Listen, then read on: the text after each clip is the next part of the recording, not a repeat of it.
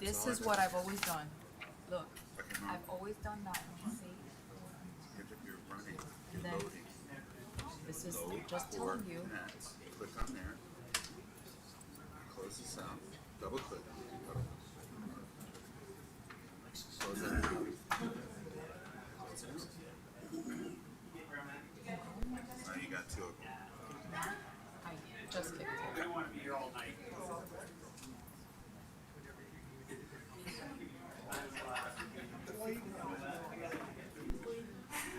All it says is that it needs to update. It needs to update. Okay. Close that one. There you go. You're gonna start this thing right away, right? Yes. We have it on.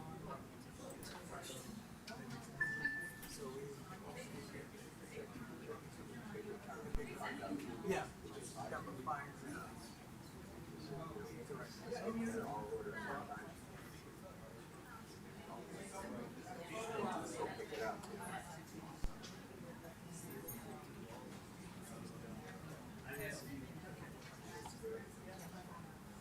No, it was with that email. She was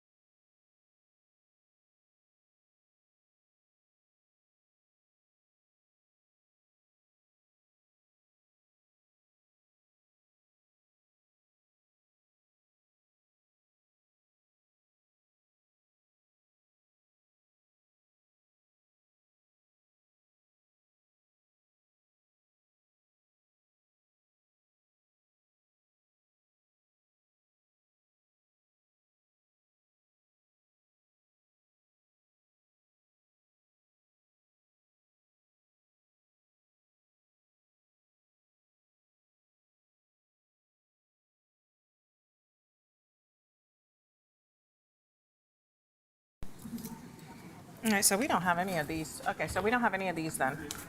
No. I don't see any of them, right? I know, I don't see none of them. Okay.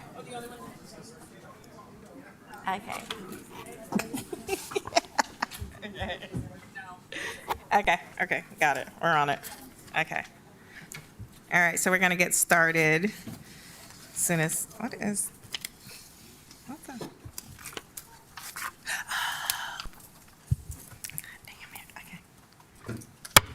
Regular commission meeting, 7:00 PM, Wednesday, September 13th, 2023. Pledge of allegiance, please.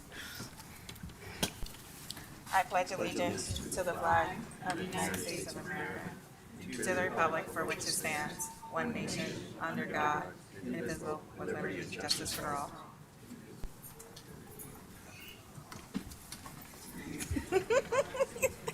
I heard an echo. Yeah. Oh, thanks. I lost right. I just lost it. Okay. Roll call, please. Commissioner Jacobs? Here. Acting Clerk Commissioner Kashem? Yes. Clerk Commissioner Hodgkins? Here. Vice Mayor Morrissette? Here. Mayor Mohammed? Here. Motion passes. Oh, sorry. We have quorum. I got you We nervous all had today. a week like this. Packed house. My week. It is what it is. Are there any deletions or withdrawals to the agenda? Nope. If not, I'll entertain a motion to adopt the agenda as is. Give me my motion. Somebody give me my motion. Bill is such a nice guy. Bill's gonna give me my motion to adopt Which the agenda one? as is. Which one? Yeah, certainly. Okay. I'm going to make a motion to adopt the agenda the way it is. I second it. Okay. There you go. All right, roll call. Motion made by Clerk Commissioner Hodgkins, seconded by Acting Clerk Commissioner Kashem.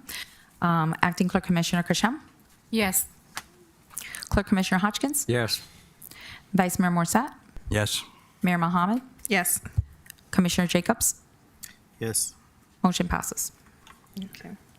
So we have a lot of honored dignitaries here in the audience today, and we are going to get started with the presentations because we know that their time is valuable and they have a lot of other meetings to go to after us. So we're going to start with 5.1, legislative update. Honorable State Senator Jason Pizzo.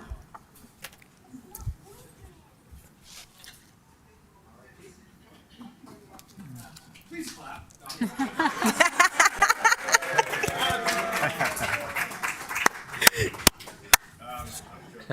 I actually don't have another meeting after this. My mother-in-law is in town, so Oh, I'm yeah. available. For other meetings. Home tutoring, whatever you guys need afterwards. Really.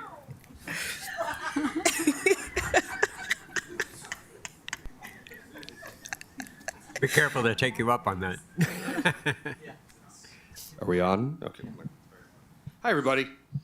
I'm Jason. I am proudly your state senator.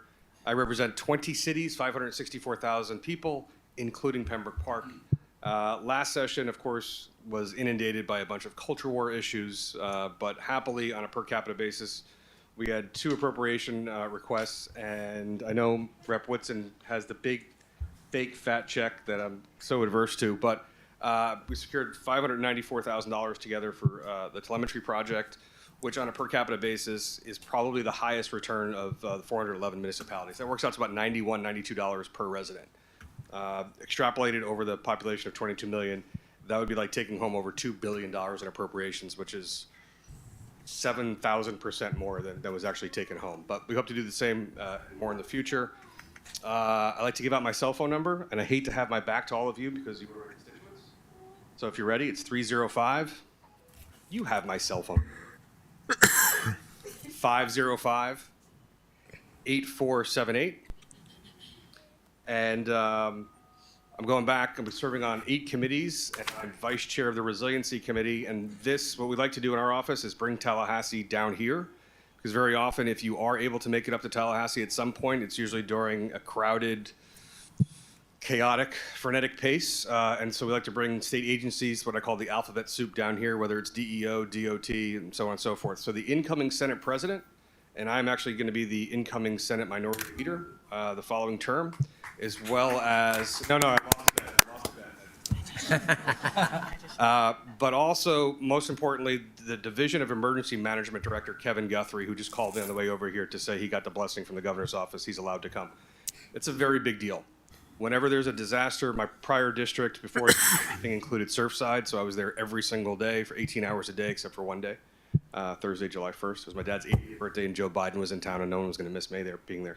But it's incredibly important because when chaos hits, when there's a catastrophe, an emergency, a storm, it bubbles all the way up the chain to the state anywhere where we need our resources, as well as a conduit to FEMA.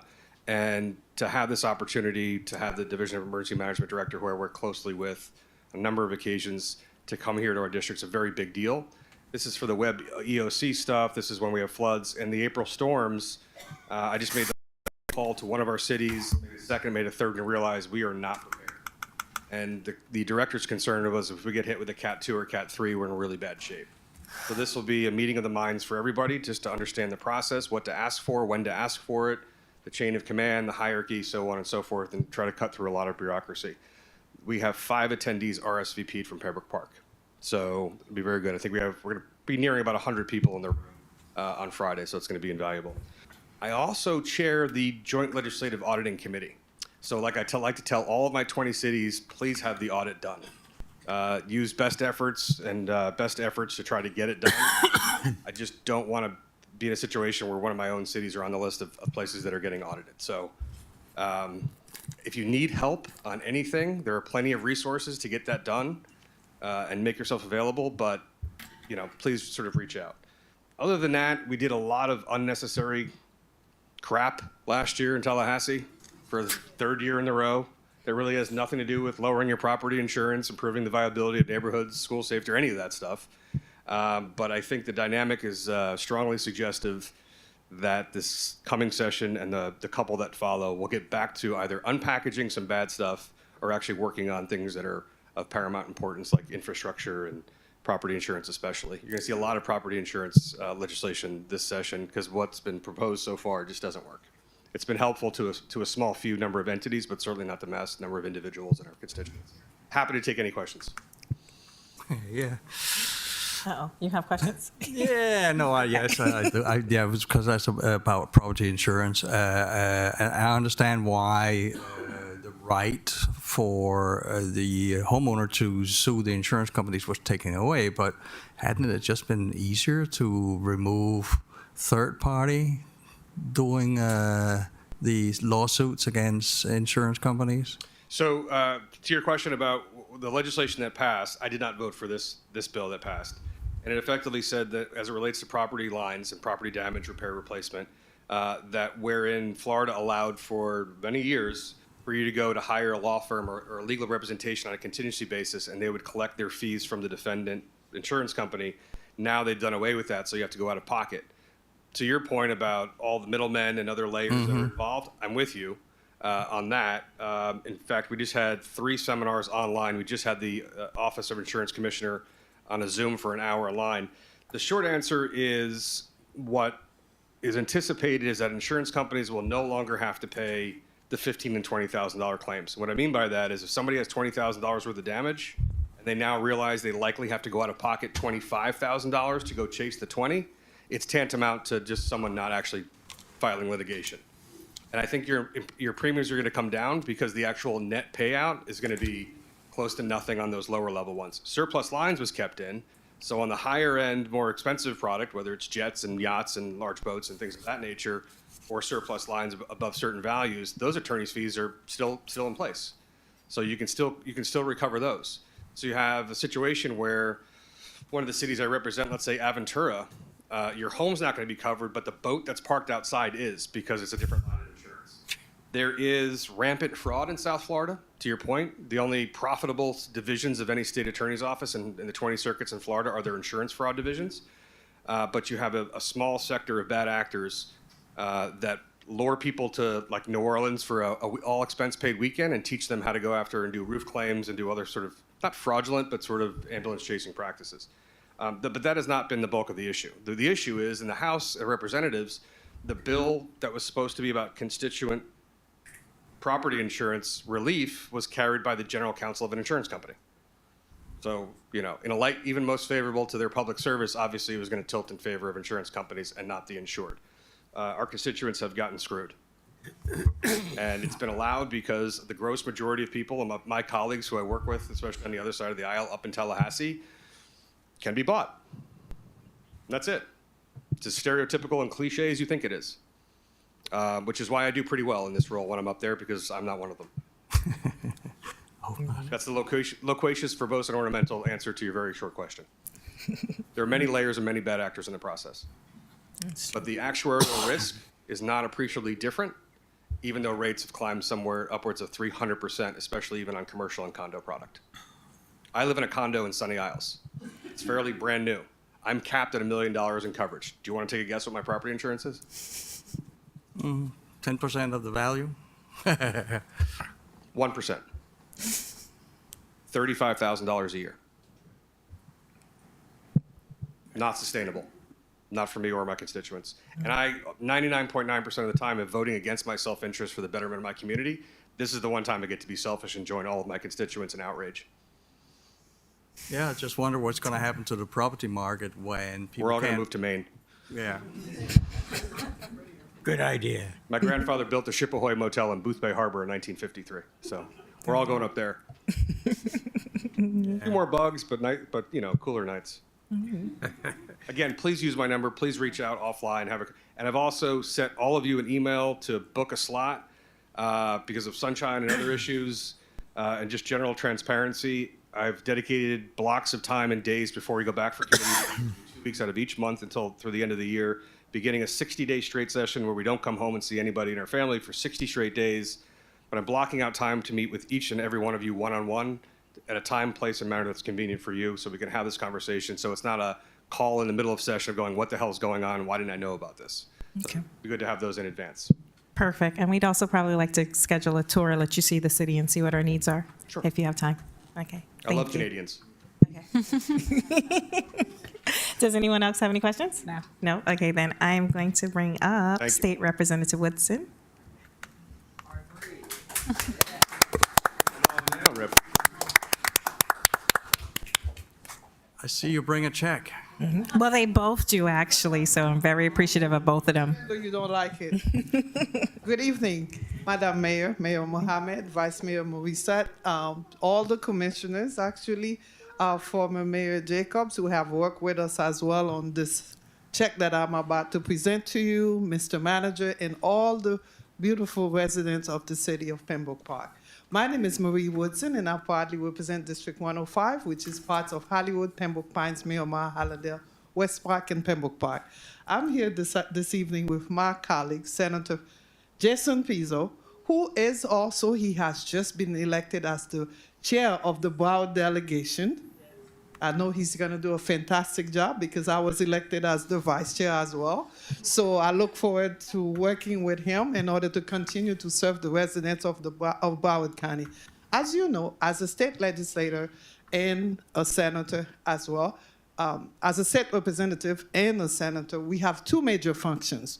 We have to balance the budget for the state of Florida, and also we have to pass legislations. During the last legislative session, we were given an appropriation package for the city of Pembroke Park in the amount of $594,289. So we work very hard in Tallahassee. Believe me, it's not easy to get money in the budget, and we know that Pembroke Park has not gotten any money for a long time. So we took it very serious. And I have to say as well, you have two lobbyists, David Sigurdsson, who is in the back, and Connie Vanash. They work very hard in Tallahassee as well with me and Senator Pizzo in order to make sure that we bring the bacon to the city of Pembroke Park.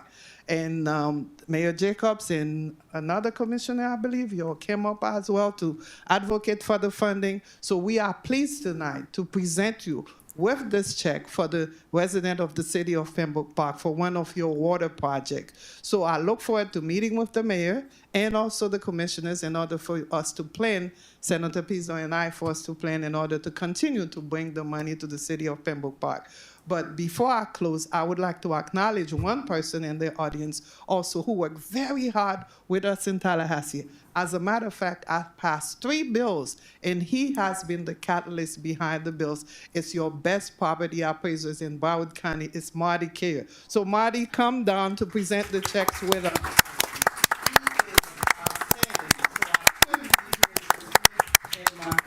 Not bringing to give this check to the city of Pembroke Park. And Yeah. I love Marty as well. And also we have our executive director of the Broward delegation, Andrea Knowles Hills, who just got married actually. So Andrea coming down as well because she worked with us in Tallahassee as well. So thank you so much. So we would like to present it to you tonight. And I did give my legislative report, if you remember, some months ago. So, Mr. Manager, I look forward to working with you as well, and the senator. Thank you. Can't take the pictures. You have to be in the pictures. Don't be silly, woman. Never get to ever keep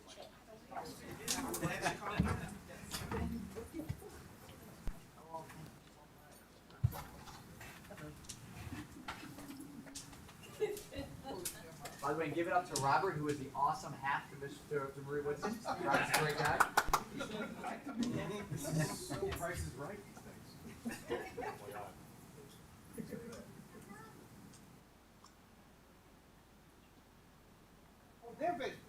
David, I'm sorry, we left David out.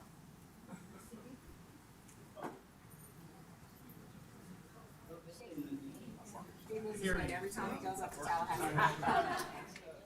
Second thing to go. I'm 9 years old.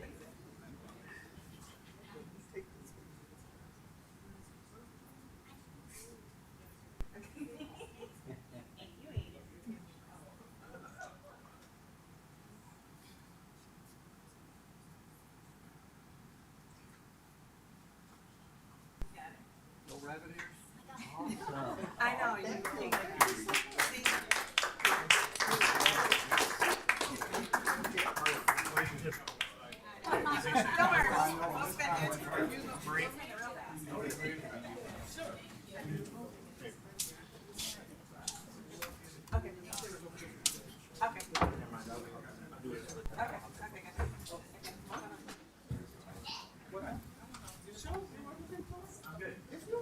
Listen, I worked hard for it, I know. I don't need any more than that. Come take it. Come on, you ask me. He's shy today.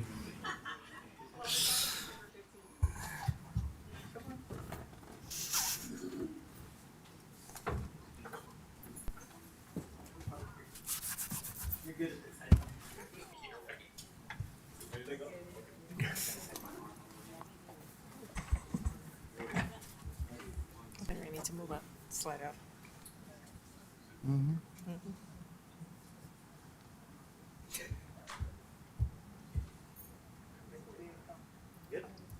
All right. Thank you. Thank you. Okay. So you all know we love visits like this when they come with checks. So we appreciate all of your hard work up in Tallahassee and all that you do for us. And we look forward to working with you in the next session. No, that won't fit in an ATM. No. Okay, so now we have item 5.3, Broward County Property Appraiser Update, Marty Kiar. Hello again, everybody. Hi. Thank you so much, Madam Mayor. How y'all doing today? Well, we're fine. I think that is the coolest thing. When I was in the legislature, I used to love bringing the big check. It is awesome. It kind of reminds me of Happy Gilmore, though, if you remember that movie, where every time we'd win, he put the big check in his car, and they were kind of like, but it was great. But it is so good to see you all. Thank you for giving me the opportunity to come say a few words. And I know I promised you, Madam Mayor, I would be quick because I know you have a big agenda, so I'll do my best. I've had 5 cups of coffee, 2 Red Bulls, and a Diet Coke, so I'm a little wired. Okay. So I can do this. But first, before I just quickly talk about how our office can work with you all to help the Pembroke Park community, I wanted to thank you and everybody up here for the service that you all provide to the residents of Pembroke Park. I think Pembroke Park is a cool city. There are 31 cities, and I've never met somebody in Pembroke Park that dislikes living in Pembroke Park. It really is a fantastic place. So thank you for your service, and thank everybody for their service. And I also want to thank your staff as well, because every single week they provide us permits and everything that we need to make sure we capture all the value that needs to be put on the tax roll, and they're so very easy to work with. So thank you all so much for that. And with that said, I promise I'll be quick. I was hoping to talk about 3 fast things. The first thing, I just wanted to quickly talk about what our office can do to help the Pembroke Park community. I then wanted to quickly talk about property values, and just like everywhere else in the county, property values here are rising. And the third thing I wanted to quickly talk about was how to protect people from title fraud, because a lot of people try to steal their properties. With that said, for the residents, there are a few main functions to our office. The first function is we determine the value of every piece of property in Broward County for tax purposes, whether it's residential, commercial, tangible personal property, or centrally assessed property, which are railroads. And the reason that's important is because when a resident of Pembroke Park pays their property taxes, the amount of taxes they pay is a relationship between the value of the property that we set and the tax rate set by you all, the county commission, the school board, and all other taxing authorities. So the most important thing we want to do is make sure we get it right. And Broward County is a huge place. More people live here than 13 states, the District of Columbia, and all U.S. territory except Puerto Rico. It is big. And we actually appraise more parcels than exist in many states. And even though the people in our office do a very, very good job and our assessments are very accurate, maybe people have information we don't have that they can provide to us that could help bring down their property value, which would bring down their property taxes. And just a quick example, yesterday I was sitting in my office, I got a call from a resident of Pembroke Pines, and the resident of Pembroke Pines said, "Marty, I saw the trim notice you sent in the mail, the truth and millage notice, and I see what you valued my property at. And I know that you valued my property based on all these other properties that sold the year before that were similar to my property. But my property is different. I have a lot of water damage, and I can show that information to you." So he actually provided to us insurance information and pictures of the inside of the property. And based on that information, we were able to bring down his assessed value, which actually I think is bringing down his property taxes by about $3,000 this year. So if there's any resident of Pembroke Park that has any concerns with the value of their property, you can call me by Monday, September 18th. That's our drop dead deadline to work on your property to make sure that you only pay taxes on your fair share of value.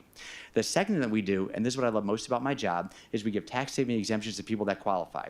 And there are a lot of exemptions under Florida law that people qualify for. The most important one by far is the homestead exemption. If somebody lives here in Pembroke Park and it's their primary residence, that exemption is so very important for a few reasons. First, it takes $50,000 of value off the tax roll they don't pay taxes on, can save them possibly $1,000 a year. But most importantly, it really protects them going forward, because every year thereafter, the value of their tax on can't go more than a maximum of 3%. And that's so important right now because every single city in Broward County is seeing a value increase in their properties. And so if there's any resident in Pembroke Park that lived on their property on January 1st of this year and they haven't filed for homestead, please do so, because it'll make sure the value of your tax down won't go more than 3% and your taxable value won't skyrocket with your market value based on what all people are paying for other properties. Once you get that, there are lots of other exemptions. There are exemptions for seniors, for veterans, for people who are visually impaired. There's a lot of ways for people to save money in their tax bill by getting exemptions. Please go to our website at bcpa.net. If there's something they're not getting, contact me by Monday. We want to make sure they're applied to your tax bill so you only pay on your fair share of taxes.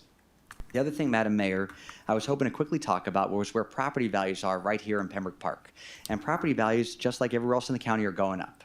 To give you an idea, in 2022, if we took all the residential and commercial property and we sold it on the open market in Pembroke Park, you would have got right about $1.031 billion. Fast forward 1 year, and there's been an 11.36% increase in market value to about $1.148 billion. The taxable value is the value that you're currently utilizing and looking at, that you're setting your millage rate on to determine the amount of money you need to provide great services to the people of Pembroke Park. And in 2022, the taxable value was $943,884. Fast forward 1 year, there's been a 10.38% increase in market value, in taxable value, to about $1.041 billion. And so here's what that means. If you keep your operating millage rate the same, which I believe is about 8.5, you'll get an additional $793,519 more this year than last year that you can provide great services to the people of Pembroke Park with.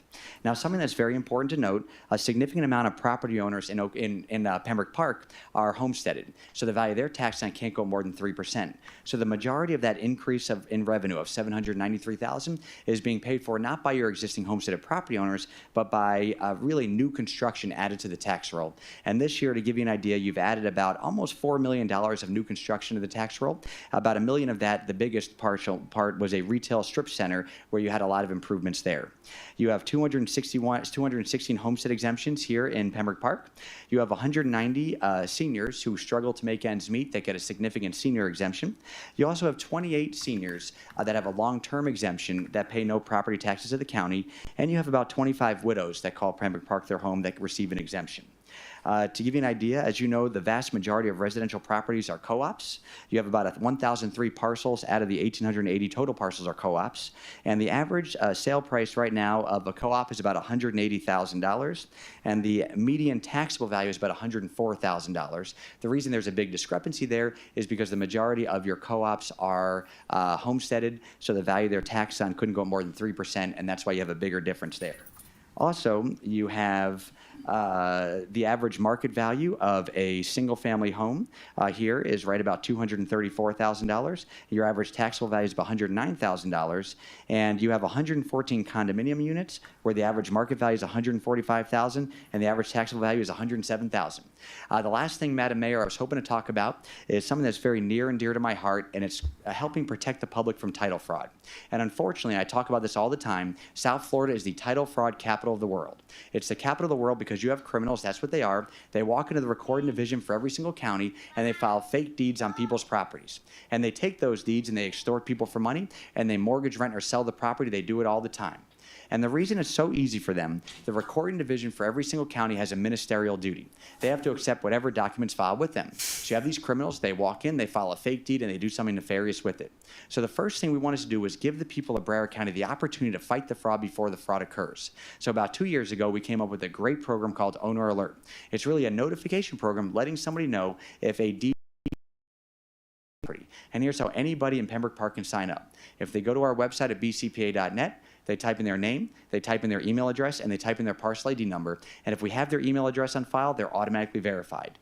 If we don't, then they have to upload their Florida driver's license or Florida ID. If they don't have that, they have to upload a utility bill or something proving ownership. And then if any document, legitimate or not, is filed, they'll be notified instantaneously by email so they can make sure their title doesn't get clouded, somebody can't mortgage their property, rent their property, or sell their property, and they can work with our office to hold the people who are doing it accountable. Also, we instituted a text message component. So now anybody can also sign up to get a text message notification. And there are people in Broward County who may not want emails, they may not want a text message. They can actually get a hard copy in the mail letting them know. We've had 211,000 Broward County property owners sign up so far for our Owner Alert program, and it's free. And in Pembroke Park, you've had almost 35% of your homesteaded property owners have signed up for it as well, which I really appreciate. And just quickly, I just wanted to give the people of Pembroke Park just an idea of how bad the people are that do this. Because the people that try to steal other people's properties are generally very, very smart people. And they're the type of people that if they did something legitimate, they'd probably be very successful. Instead, they make their money by defrauding the public. And so there's 4 fast stories I just want to talk about that just really will give you an idea of what these people will do. One story I like to talk about involved 2 married couple. And that married couple decided that they wanted to steal a lot of properties in Broward County. And so one of them worked for one of our hospital districts. The other wife worked in the real estate industry. The wife that worked in the hospital district would find out when people would pass on. She would then take their confidential information, including their social security numbers, and give it to her wife in the real estate industry, who would find out if they had property in Broward County and if they had heirs here. If they had property and no heirs, they would file fake deeds on the properties. They would sell the properties on Zillow. They'd mortgage the properties. They profited in the amount of millions of dollars. But something I'm very, very happy about is our Crimes Against Property team, which consists of a number of people from our office, along with 2 Broward Sheriff's detectives, a Fort Lauderdale detective, and a Town of Davie Reserve detective. We were able to arrest them, hold them accountable. They were convicted, and something I'm very happy about is they're actually spending their time in different prisons. Another story I like to talk about involved a man not from Broward County. He was just right over the border in Miami-Dade County.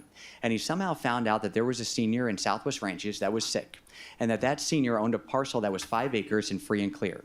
And what he did was he walked into a small business in the city of Sunrise, And he decided that he wanted to steal and take a mortgage on that property. And the way he tried to take the mortgage and the way he tried to take the property is he filed a fake corporation with Tallahassee. He then made the officer and director of that corporation the sick man that owned that property.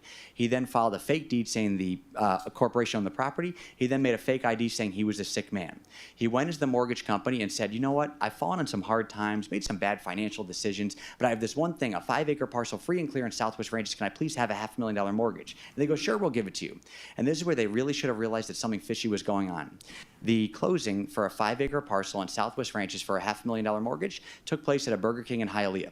So they go to the Burger King in Hialeah. You have the bad guy trying to get the money. You have the mortgage company not doing their due diligence. And you have the smartest person in the room, the notary. And the notary asked for his thumbprint. And she then provided that to our office.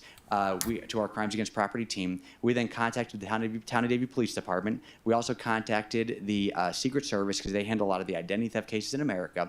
Fortunately, the man was arrested. Unfortunately, he was given the full $500,000 and he spent about $80,000. We recovered the rest. A third story that happened very recently. Our Crimes Against Property team arrested 3 men. And there are actually more people that are going to be arrested over the next couple of weeks. And what they did was they decided to use the court system to steal people's properties. And here's how they did it. The bad actors would file lawsuits in circuit court, basically saying that this senior or this bank or this person no longer wanted their property.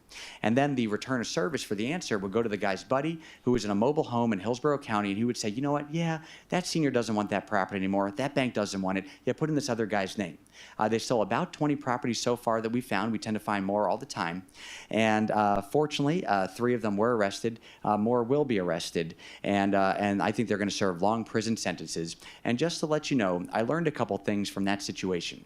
When somebody steals a property, not only is the person that owns the property a victim, but the community can be a victim as well. Because in one of the properties that they stole, they actually moved a whole bunch of their buddies into it.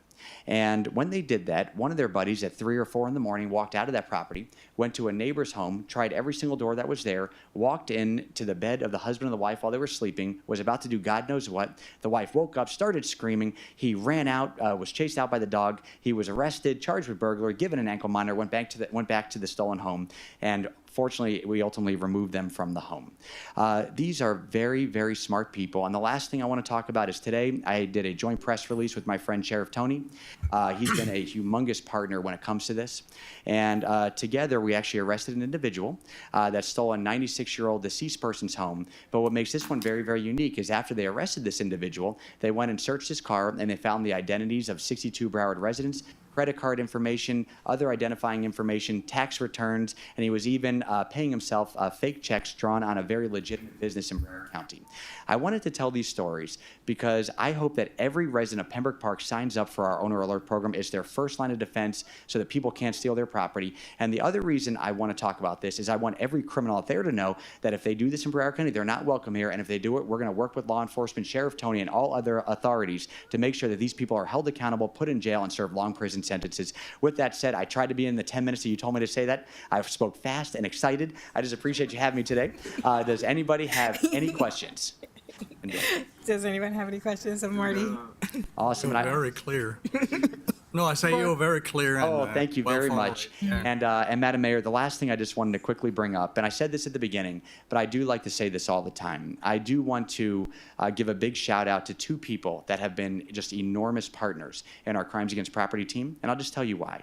When I first decided to do it, I decided to do it because we were getting alerted that people were getting alerted from our Owner Alert program that people were stealing other people's properties. And so I wanted to work with law enforcement to build criminal cases and hold these people accountable. And so I got the idea of starting what's called our Crimes Against Property team, which consists of 4 people from our office that are not law enforcement. But I needed law enforcement's help.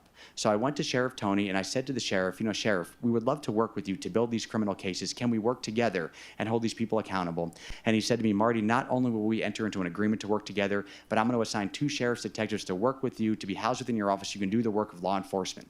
I then went to our state attorney, Harold Pryor, and I said, Harold, the sheriff and I, we're working together. If we bring you any of these cases, would you consider prosecuting them if you think that they're prosecutorial? And he said, absolutely, Marty, we'll enter into an agreement. I'm going to assign an assistant state attorney to work with with you and your office to do this. And as a result of their partnership, that's the only reason we're able to do it. We've been able, over the past year, to arrest more than 20 people. We've had a number of convictions. We've stopped millions of dollars of fraudulent sales, and we've been able to recover millions of dollars of properties and return those to victims. So I really always like to talk and give thanks to them because they've been incredible partners. With that said, thank you for having me today. I appreciate it. And Thank you, Marty. Thank you.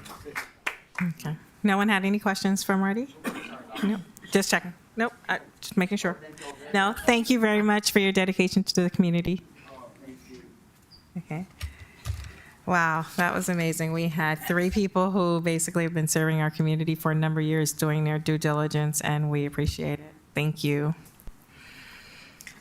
5.4 proclamation for Dr. Robert Levy for years of service. So I get to read this proclamation, which was long overdue. And this is a proclamation honoring the town manager, Dr. Robert A. Levy, for his many contributions to the successes of the town of Pembroke Park. Okay. I just want to bring him down. I think I'll bring, no.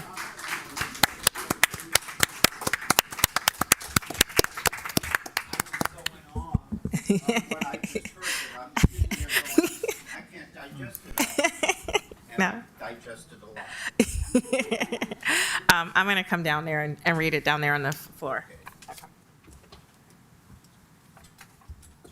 You can tell I'm retired. I don't have to wear it. Okay. So I've had the pleasure of working with Dr. Levy for most of my adult life. We're not going to say how long that was. You were the beauty. And he served our community very well for a number of years. I mean, there's stuff in the proclamation, but I'm just kind of going off of what my history and experience has been with Dr. Levy.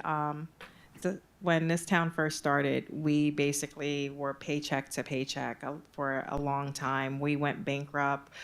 We ended up merging with another community, Holly Ridge Farms, in order to make Pembroke Park be sustainable.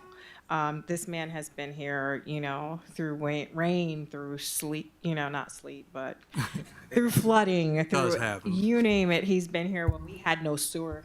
With a hurricane, when you blew up the air mattress so I could sleep in my arms. Yes.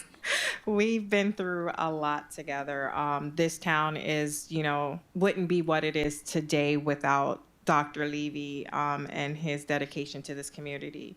He served us well. He, helped create our sewer systems that we were flooding. We had poop running down the street. I mean, there were so many things that we didn't have businesses, or the businesses that we had were, Pembroke Park was the dumping ground for businesses that no one wanted, that, they were toxic businesses that were put in our town because we were South County and no one cared.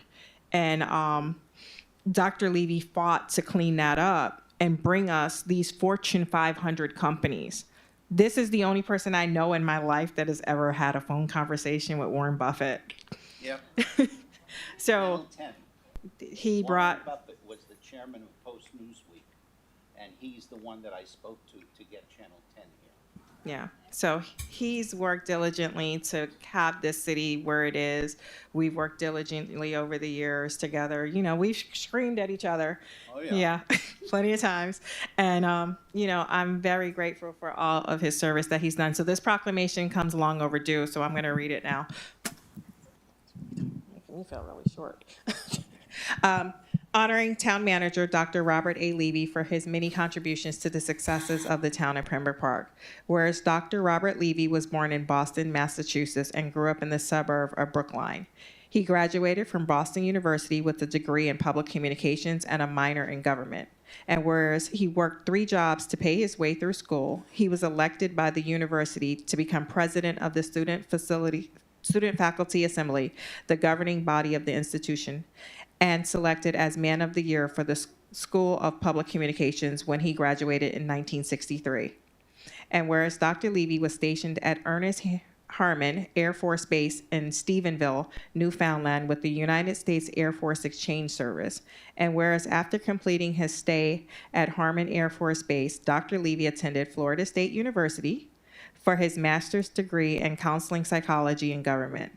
Whereas Florida State asked Dr. Levy to become a full-time instructor in state and local government and instructor in residence at one of the major dormitories on campus, Kellum Hall. And whereas Dr. Levy continued his education doing medical rotations at Green College, Oxford University, and the Royal Medicine College at St. Bartholomew Hospital in England.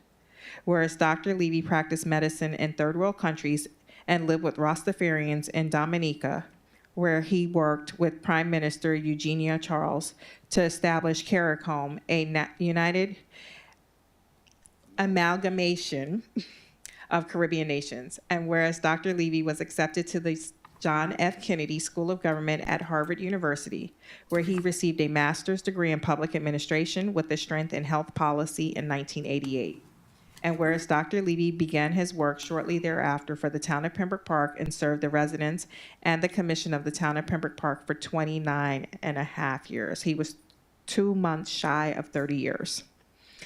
And whereas his commitment to the town started on March 6, 1989 as the deputy town clerk and administrator. And whereas due to Dr. Levy's prior work for 2 governors in Tallahassee, he was instrumental in ensuring the continuation of the town of Pembroke Park as a municipality when the Broward County Commission and members of the legislative delegation attempted to merge the town into neighboring West Park. And whereas Dr. Levy committed countless hours assisting with the economic development and the growth of the community and recruited over 600 industries to invest in the town of Pembroke Park, such as the continued expansion and development of the Coca-Cola manufacturing and distribution plant, Seneca Industrial Enclave, Royal Caribbean Cruise Line, and Channel 10 WPLG, to name a few. And whereas his acumen as the public administrator was recognized by Nova Southeastern University and Florida International University when they invited him to become an adjunct professor and teach graduate students in public administration. He enjoyed his years of service, mentoring, sharing his knowledge, and encouraging Pembroke Park staff to continue their education. And whereas he led the town to receive numerous grants, allowing the town to have a healthy financial reserve of $8 million at the end of his career in 2018. That's no fet. I mean, when you talk about literally not being able to make payroll to having an $8 million reserve, you know, he's instrumental in making that happen here for us. Whereas the International City Managers Association selected him to be one of the first managers in the country to be designated as credentialed city managers, signifying his professionalism and dedication to his craft. And whereas Dr. Levy's accomplishments and dedication is the legacy he leaves for the town of Pembroke Park, and we wish him the best in all of his future endeavors. Now, therefore, we, Mayor Shira Mohammed, Vice Mayor Eric Morrissette, Clerk Commissioner William R. Hodgkins, Acting Clerk Commissioner Musfika Kashem, and Commissioner Jeffrey Jacobs, by virtue of the authority vested by the town of Pembroke Park, do hereby extend our gratitude to Dr. Robert A. Levy for his 29 years of dedicated service to the town of Pembroke Park.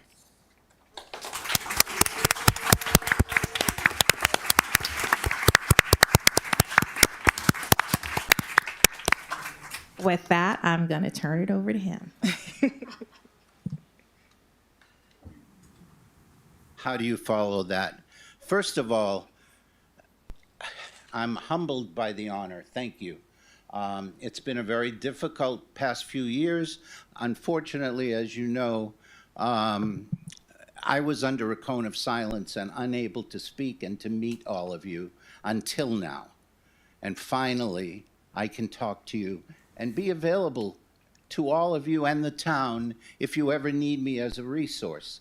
I notice on the agenda you're talking about economic development, and I feel that's my forte, that's something I love to do. I actually read the book, The Art of the Deal, by Donald Trump, and I follow those principles. I didn't know that he didn't really write it. I always thought he did. So anyway, I learned a lot. And that's how we got over 600 businesses to invest in our community. And if I may point out, first of all, I certainly, and everyone here appreciates the job that you all are doing. It's a thankless task in many ways that you have. After 12 years as a Plantation City Councilman and almost 30 years as a town manager, I was able to see how many times the people remember the things they didn't like, and they forget the things that you did that they liked. And you have to have thicker and thicker skin in order to stay in the game. Very few do. So I commend you all, and if I could write a proclamation for all of you, I'm looking forward to getting to know you and to meeting you and to be able to impart any knowledge or any thoughts or any ideas that you may have. For example, I noticed that you have affordable housing on the agenda. I don't understand why this is such a difficult concept for those that give you statistics, and I apologize for my back, please. They give you statistics that say you need 1,200 more units of affordable housing, you need this, you need that. Do you realize that every mobile home in our town is considered affordable housing? Not only that, but the Sweezy Corporation, and remember, I'm talking 6 years ago, so they may have changed names by then, but the affordable housing on this side of town, we have more, Pembroke Park, and I include myself, we have more affordable housing on a per capita basis than any community in the entire state of Florida. And that has not changed. So when they tell you you have a deficit, yes, there's always going to be a goal to reach. It's never going to stop. But the one thing to remember is that Pembroke Park is a working class community. But let's be the best working class community that we can be. We're not going to be Coral Gables. We're certainly not going to be Parkland. But we are going to be the best we can be. One of the things that we did was have over 40 acres of parkland available within a walking distance of the majority of our residents. Government services is on this street, available for people that can walk to all those services. The health fair, the food giveaways, people recognize Ashira, she came along and she's the one that started all this. This was so important for our people, necessary. Countless people's problems and health and disease, and that's my specialty, were found and worked on because of our health fair. Don't ever forget that. You represent the people. You represent the people that need these things. Yeah, a more affluent community may not have to have that. They have private doctors, concierge, all that. But a lot of our residents did not. And just taking blood pressure, just taking surveys, just meeting all their physical needs in a health fair made a huge difference in their lives. And aren't we all here for that? I mean, aren't we here to help improve the development of our community and the development of the people? Aren't we here to help provide an economic ladder? And I will give you one of my credos that I'm giving the commission. I'll call you new because I just met you all. A charge and a responsibility. We have a workforce on this side of town that are living in affordable housing, trying desperately to climb the economic ladder. All right? What's wrong with finding out the jobs that are available in the Seneca development and putting the two together? Let's have you're doing an economic development council, I believe, or a board advisory board. Give them this responsibility and then have a free shuttle going from the residential to the work. You're not putting people on the roads. You're not having people commute miles and use up gasoline and carbon emissions and all of that. You're doing free. You can even make it an electric shuttle that they, round the clock, during the work hours, they can come and go from their residence on this side of town to their job less than a mile away. This was my dream. I know it's your dream. This is what we need to do and continue to work towards. So if I may ask that you set up some way of getting these industries that are over there to give you when a job opens, to give this commission the opportunity to go to our residents and say, you have first dibs. You have a way of getting to this job before it goes open to the public or before it gets advertised. And we will help you. We will help you qualify for that job. If a person needs more training or a person needs more education, what's wrong with developing that plan? What's wrong with helping them climb that ladder so that they can reach a goal where they don't need affordable housing anymore? Isn't that what we should be doing? So, I could go on and on. I will be happy to volunteer when you set up your economic development committee to meet with them and to work with them on that, because, Pembroke Park is part of my life, almost 30 years. It doesn't go away, no matter what happens. And the people of Pembroke Park are part of my family. And we are family, everybody. And I want you to know you should be treated that way. Every resident has a need. For example, who would think of this? We're in a hurricane, and as I mentioned, the mayor actually came with an air mattress and put it on my floor and said, you're sleeping here, during the 7 days that we had to after one of the hurricanes. She blew up the air mattress. I couldn't do it, but she did. Anyway, the thing is, think of this. What do people do when there's no power and they can't recharge their electronics? They can't recharge their phone. They can't do anything like that. We set up a schedule for people, because we had generators, to come to town hall and recharge the electronics they needed, so that we had a steady stream of people being able to communicate with the outside world. Without that, they would not be able to do that. We're not talking water and ice and all of that, which are provisions you try your best to provide.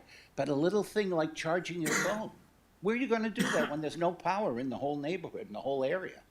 That's the kind of thing that staff and the elected officials need to think about and do, and these are the people, respectively, that are going to do that, and hopefully will understand that you do represent the people and the needs of everybody, and I know you do. So thank you for allowing me to speak. I get carried away. I could be here for a while, but I can't outdo Marty Kiar. So thank you for allowing me to talk.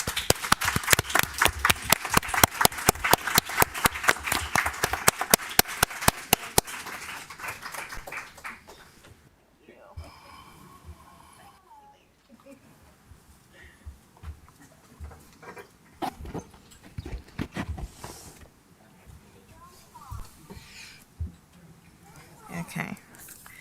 Thank you. Okay, we have a few more presentations to do. So we have item 5.5, suicide prevention, and I'm going to read that one. Linda, are you going to accept that on behalf of Barbara? Yes.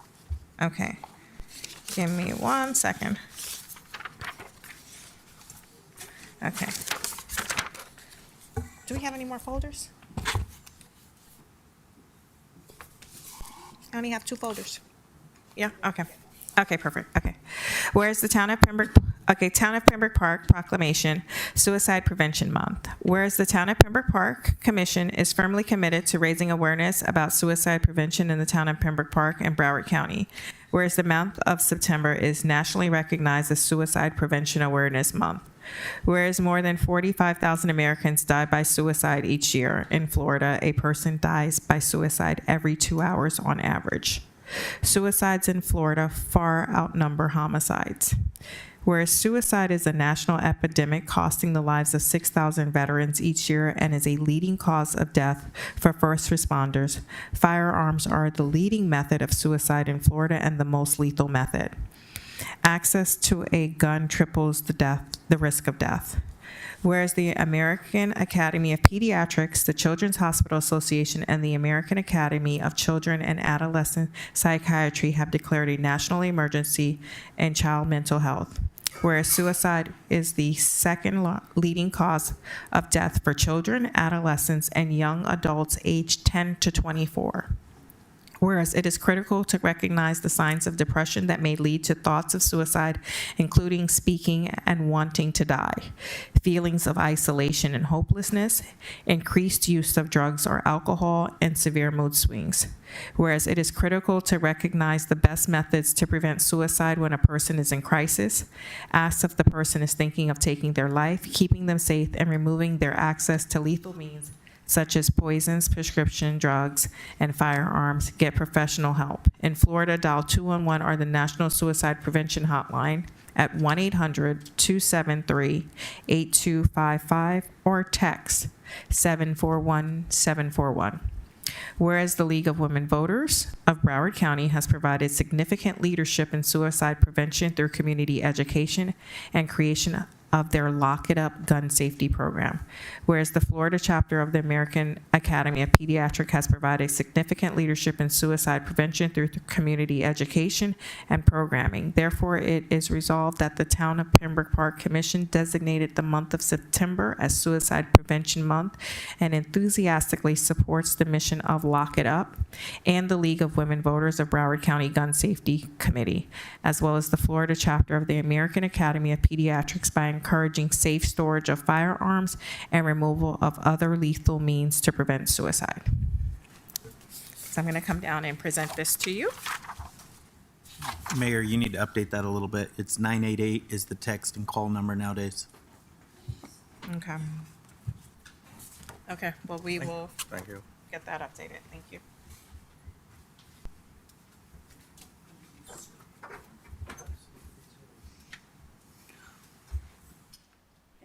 Thank you for the hard work that you do. Oh, sorry.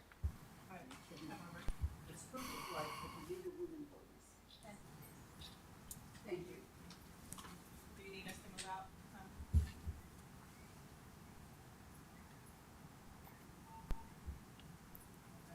you so much for all the work you do. My pleasure. I'll let you have the mic. Thank you. Certainly am an austere company tonight.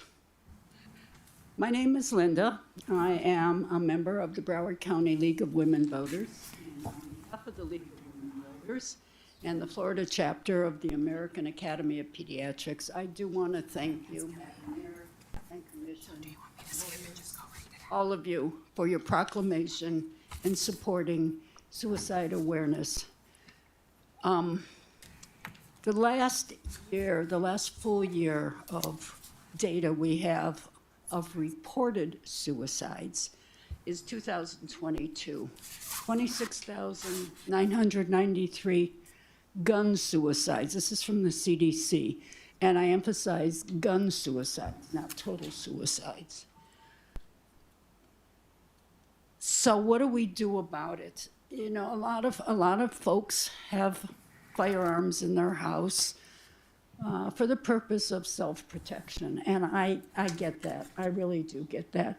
But here's the problem. How many stories have we read about children who got a hold of their parents' firearm, hurt themselves, hurt somebody else, killed somebody else? And more to the point, the suicides, whether they're civilians or veterans, the suicide rate, as the mayor just read, is going up in this country. And you can do something to help with that.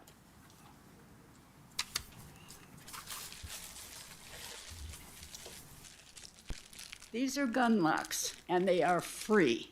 And I brought a box of them tonight, and anybody who wants one or two or three, if you know somebody that has a firearm in their house, please take one for them.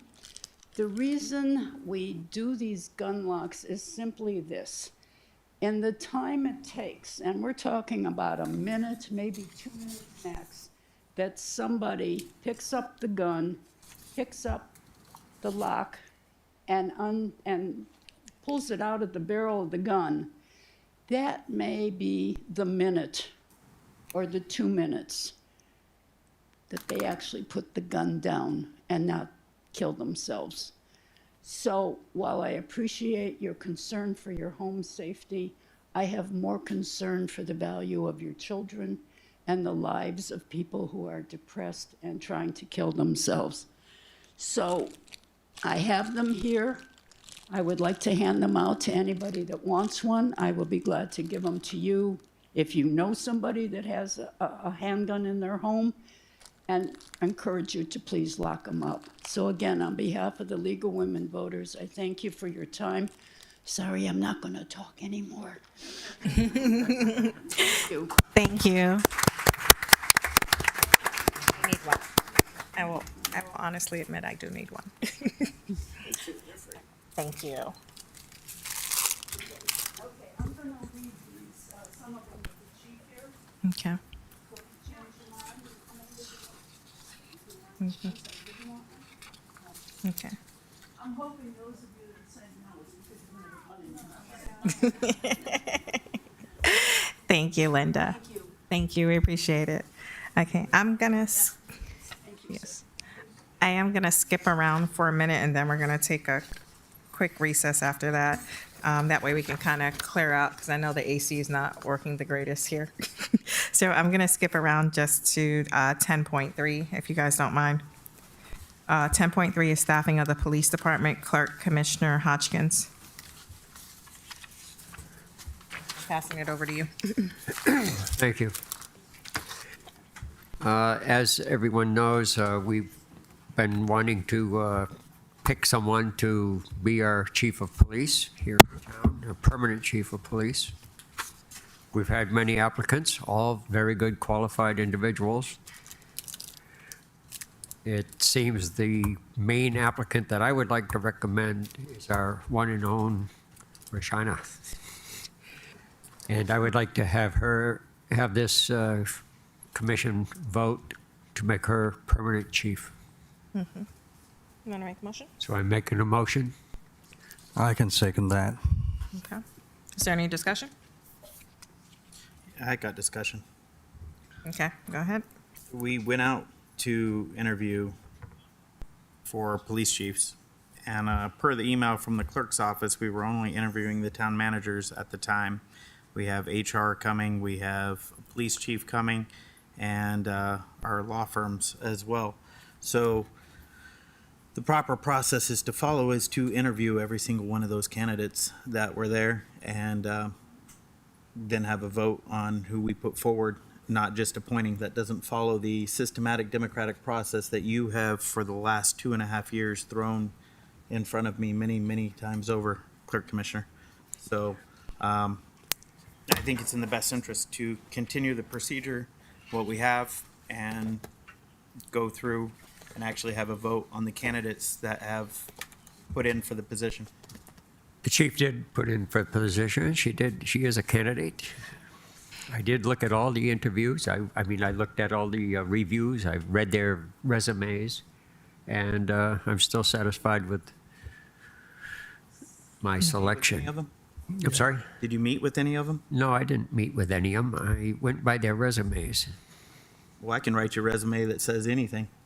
I could be a brain surgeon if I wrote a resume the right Well, way. obviously not. Okay, we're gonna. Can we move on, please? Yeah. I also reviewed the resumes. I'm sure the other commissioners as well reviewed the resumes, and I think that the resumes have been reviewed. There was nothing precluding anyone from conducting interviews with any of the applicants for any of the positions that have been posted. Everyone had a chance to schedule interviews with Susie for any position that you had a resume with. I did my interviews for the interim manager last month, whereas I know that other folks were doing them this month. So it was a personal decision on when you chose to schedule your interviews based on your availability, because a lot of us here do have outside jobs, and we had to work on around our work schedules. So I chose who I chose to interview. The other commissioners did the same as well. And I support Clerk Commissioner Hodgkins' decision. I think that Roshana is doing a wonderful job. She has the community support as well as the police officers' support, as well as this commission's support. So, if I may comment. Correct. I went through the resumes with a fine comb, and I had an idea of what I was looking for. And I was a little bit surprised to find that Roshana was actually the best qualified. She has so many courses in dealing with mental health, with youth, all the things we need to build a police department that can gain the people's trust. So I fully support Bill's proposal. I agree with that too, because Rosanna gave us such wonderful service, and I really, really appreciated how you handled the situation.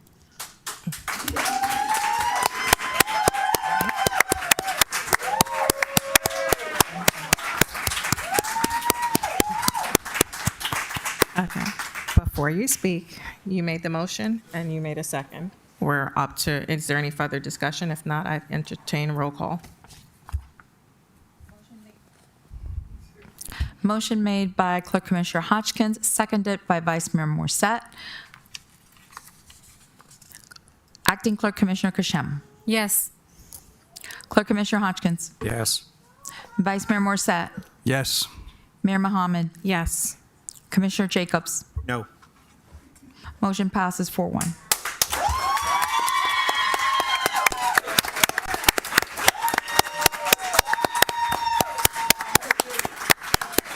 Kiar?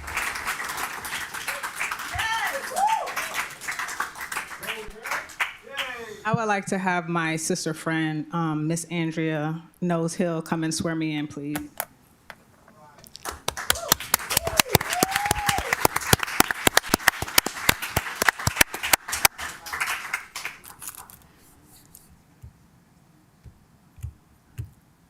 Turn the microphone around.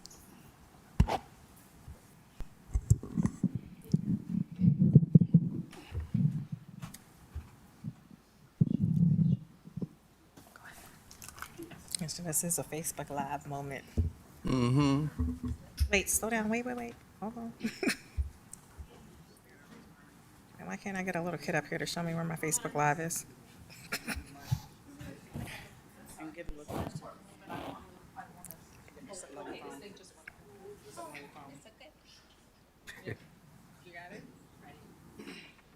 I, state your name, I, Roshana A. Dabney Donovan, a citizen of the state of Florida a citizen of the state of Florida and of the United States, and of the United States, do solemnly swear or affirm do solemnly swear or affirm that I will support, that I will support, protect, and defend the Constitution and government of the United States of America of the United States of America and of the state of Florida, and of the state of Florida, that I am duly qualified that I am duly qualified to hold office under the Constitution of the state, and that I will well and faithfully perform the duties of town of Pembroke Park, Chief of Police, on which I am now about to enter.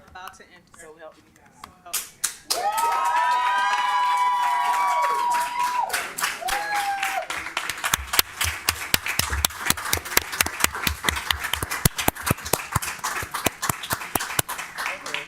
I want to call up Chief Dabney Donovan's fiance, Leon, and her family, her mom, her stepdad, her sons and daughter. Daughters. There she is. To pin her.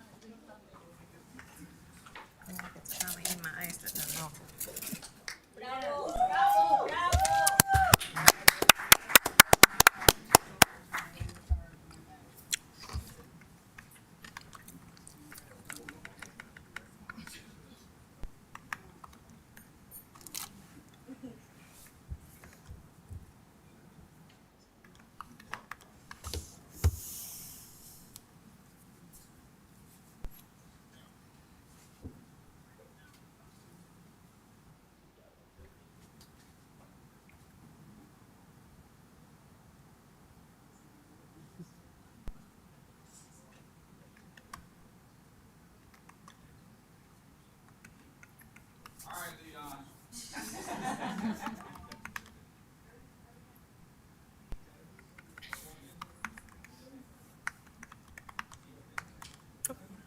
Is he going?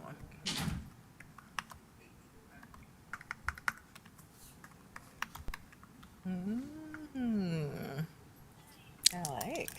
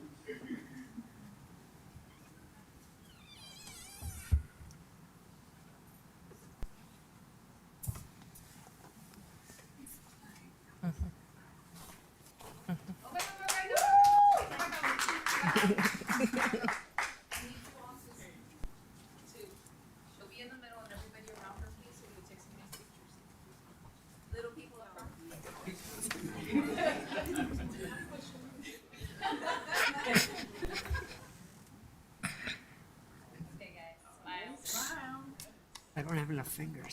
It's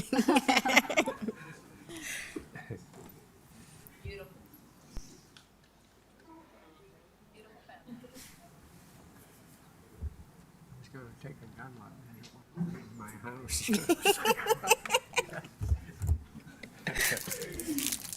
At least 5 of those. I know. Yeah, in a few minutes.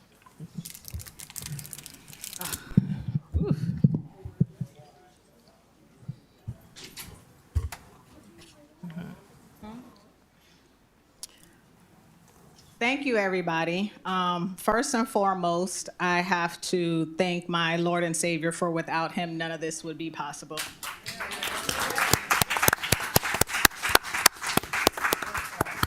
I need to recognize my fiance and children who have stood beside me throughout my career, and not once have you ever doubted me. You guys are always cheering me on, and you continue to be my rock, and thank you will never be enough.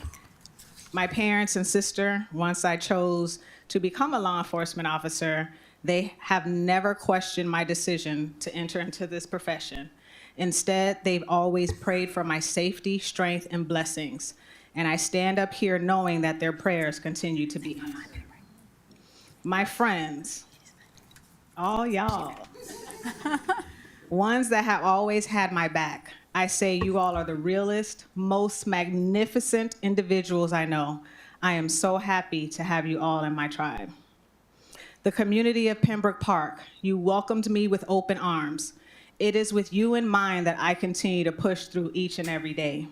Your support means so much to me.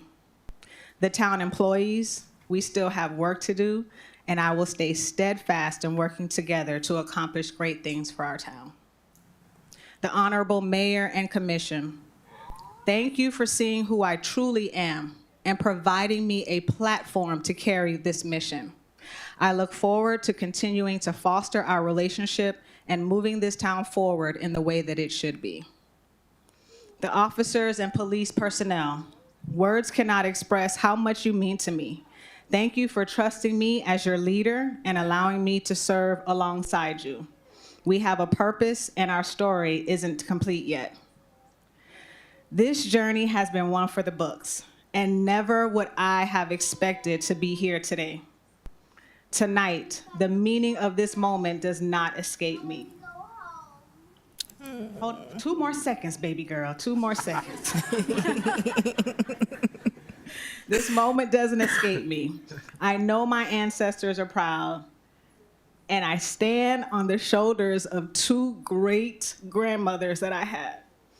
Mother and my grandmother, I love you guys and thank you guys for being strong mentors for me and strong examples of what a Black female should be.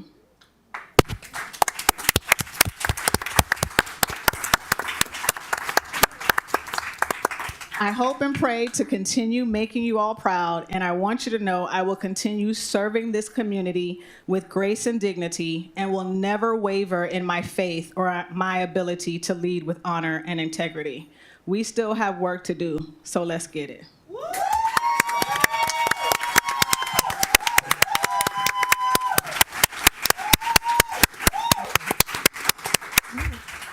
Thank you, Chief.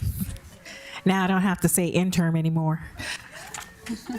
With that, we're gonna take a 10-minute break. We're gonna do pictures. Yes, we're gonna take a 10-minute break, do pictures, and I have a surprise for you. Uh-oh.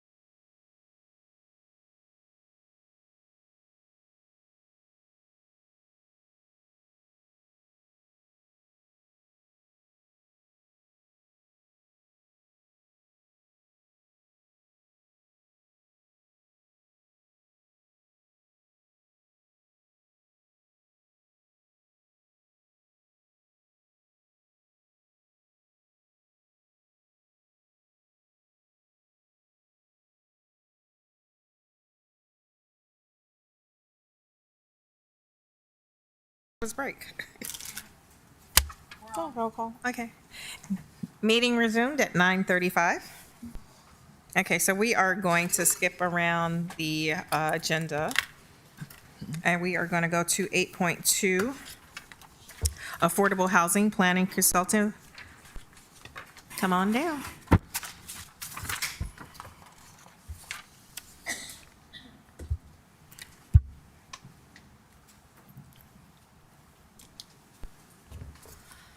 Good evening, Mayor, Commissioners. Press the button. This little button on top. You got to hold it down. The whole time? Oh. There you go. It's on. Good evening, Mayor, Commissioners. My name is Mike Vonnermulen with Keith. Item, is it 8.2? 8.2, the affordable housing, the flex units. This is a resolution, just to let you know, the town had already approved a resolution requesting the redevelopment units from the Broward County Planning Council.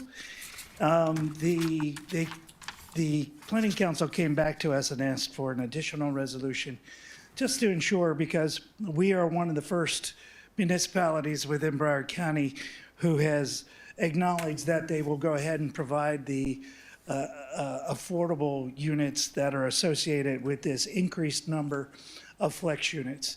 There are two different pools that you can get from the county. One was that was unrestricted, but to get the additional number of units, we went ahead and moved forward with this. There's actually discussions with some developers.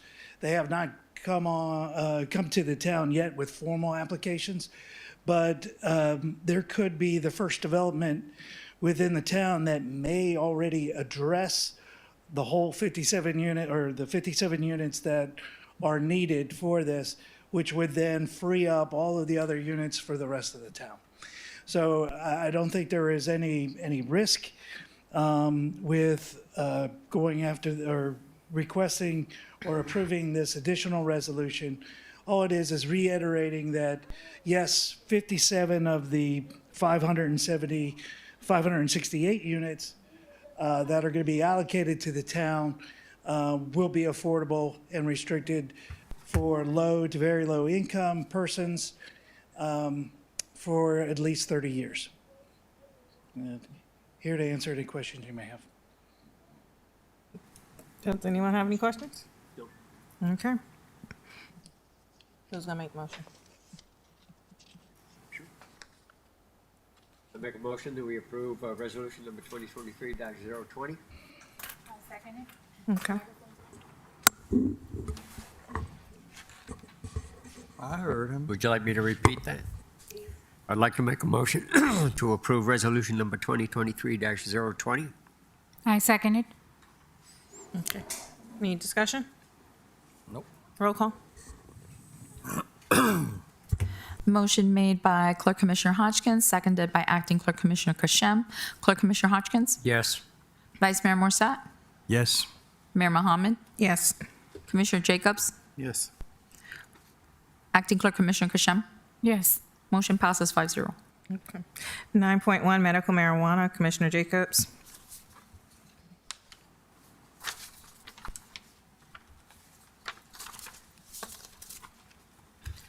Town Attorney, can you read ordinance number 2023-008 by title only, please?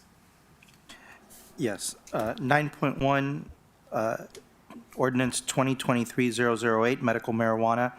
Commissioner Jacobs, an ordinance of the Town Commission of the Town of Pembroke Park, Florida, amending Chapter 28 of Town Code of Ordinances entitled Zoning by creating Section 2894 entitled Medical Marijuana Dispensing Facilities Prohibited, providing for purpose and findings, prohibiting medical marijuana dispensing facilities within the town of Pembroke Park and declaring existing uses legal nonconforming, amending Section 28187 entitled Permitted Uses to remove medicinal marijuana as a permitted use, deleting Section 28187, entitled Definitions Related to Medical Marijuana, amending Section 28189 to list medical marijuana treatment centers and dispensaries as a prohibited use, providing for codification, providing for conflicts, providing for severability, and providing for an effective date.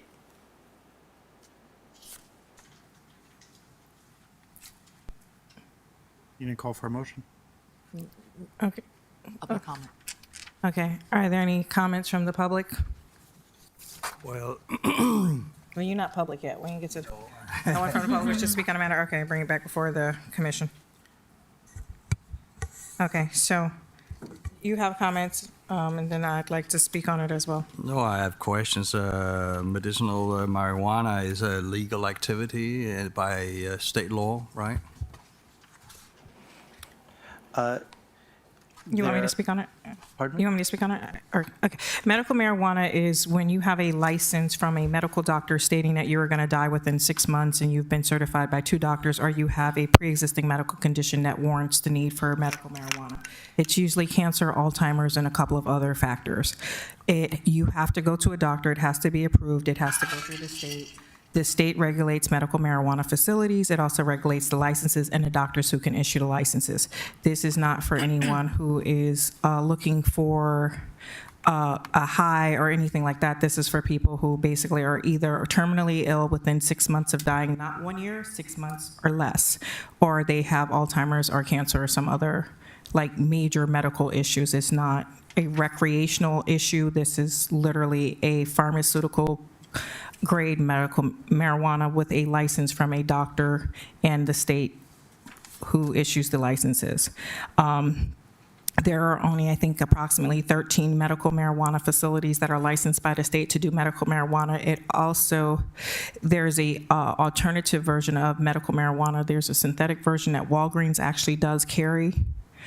So when you guys are kind of talking about the medical marijuana, just know that if you do this, you might also entail eventually be banning Walgreens from coming into your city or limiting what Walgreens can dispense.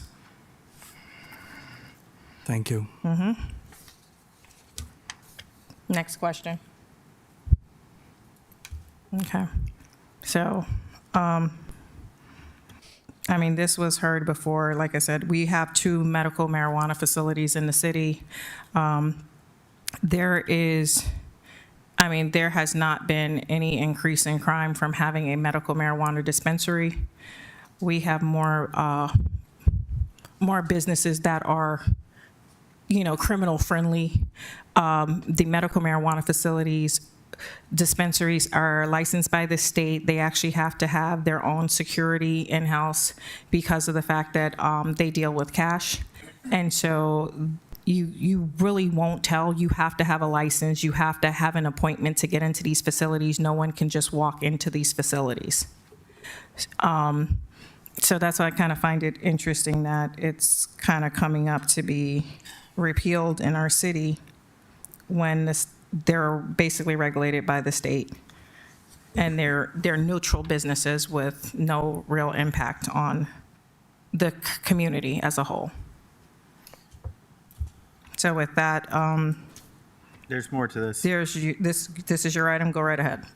So if you look at the history of medical marijuana facilities and how it's gone nationwide, medical marijuana turns into recreational marijuana when the legislature votes that it's legal, which we have that coming forward on the next ballot, which means we could possibly potentially have a town full of nothing but marijuana shops, recreational, not just medical. We have 2 already licensed here in the town of Pembroke Park in the 2 square mile town. These type of places, when it becomes recreational, are no different than liquor stores. They don't build a community up, they actually tear a community down. So this just limits the amount that are going to be here in Pembroke Park when the laws change down the road. Again, we have 2. That's plenty for what we have in a 2-mile town. It's all on you guys, so. Well, Like I said, we're going to agree to disagree. In California, the medical marijuana facilities are still medical marijuana facilities, whereas the recreational facilities are recreational facilities. They're not one and the same, nor do they contain or do the same type of business, nor are the THC strengths, and I'm probably butchering the letters, TLC, THC, TCH, whatever the letters are different strains, and there's still a difference in medical versus recreational. Yeah, I don't think we should regulate medical marijuana since the state already have taken steps to do so. I don't believe it should be processed here. Well, the issue is whether we're going to allow them or not allow them, so which is... Well, medical, not recreational. Only The medical. item on board is, bring your microphone closer, she said. I'm not saying anything. Okay, so, all right, you guys can either vote it up, vote it down. That's on you guys. Is there a motion on the floor? Okay. Okay. Okay, so if there's no motion on the floor, then it dies and we're gonna move on. Okay, 9.5.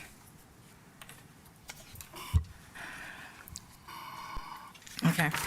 9.5, amending the town's sign ordinance, Commissioner Jacobs, ordinance number 2023-12, an ordinance of the town of Pembroke Park, Florida, amending Chapter 21 of the Town Code of Ordinances entitled Signs and Advertising, amending Article 2 entitled Signs by amending Division 1 entitled Comprehensive Regulations and Requirements, amending Section 21-19 entitled Prohibited Signs, providing for an exception to the prohibition of illuminated window signs, amending Section 20-21 entitled Permanent Signs to allow illuminated signs on windows and doors on properties engaging in non-residential use, providing for codification, providing for conflicts, providing for severability, and providing for an effective date.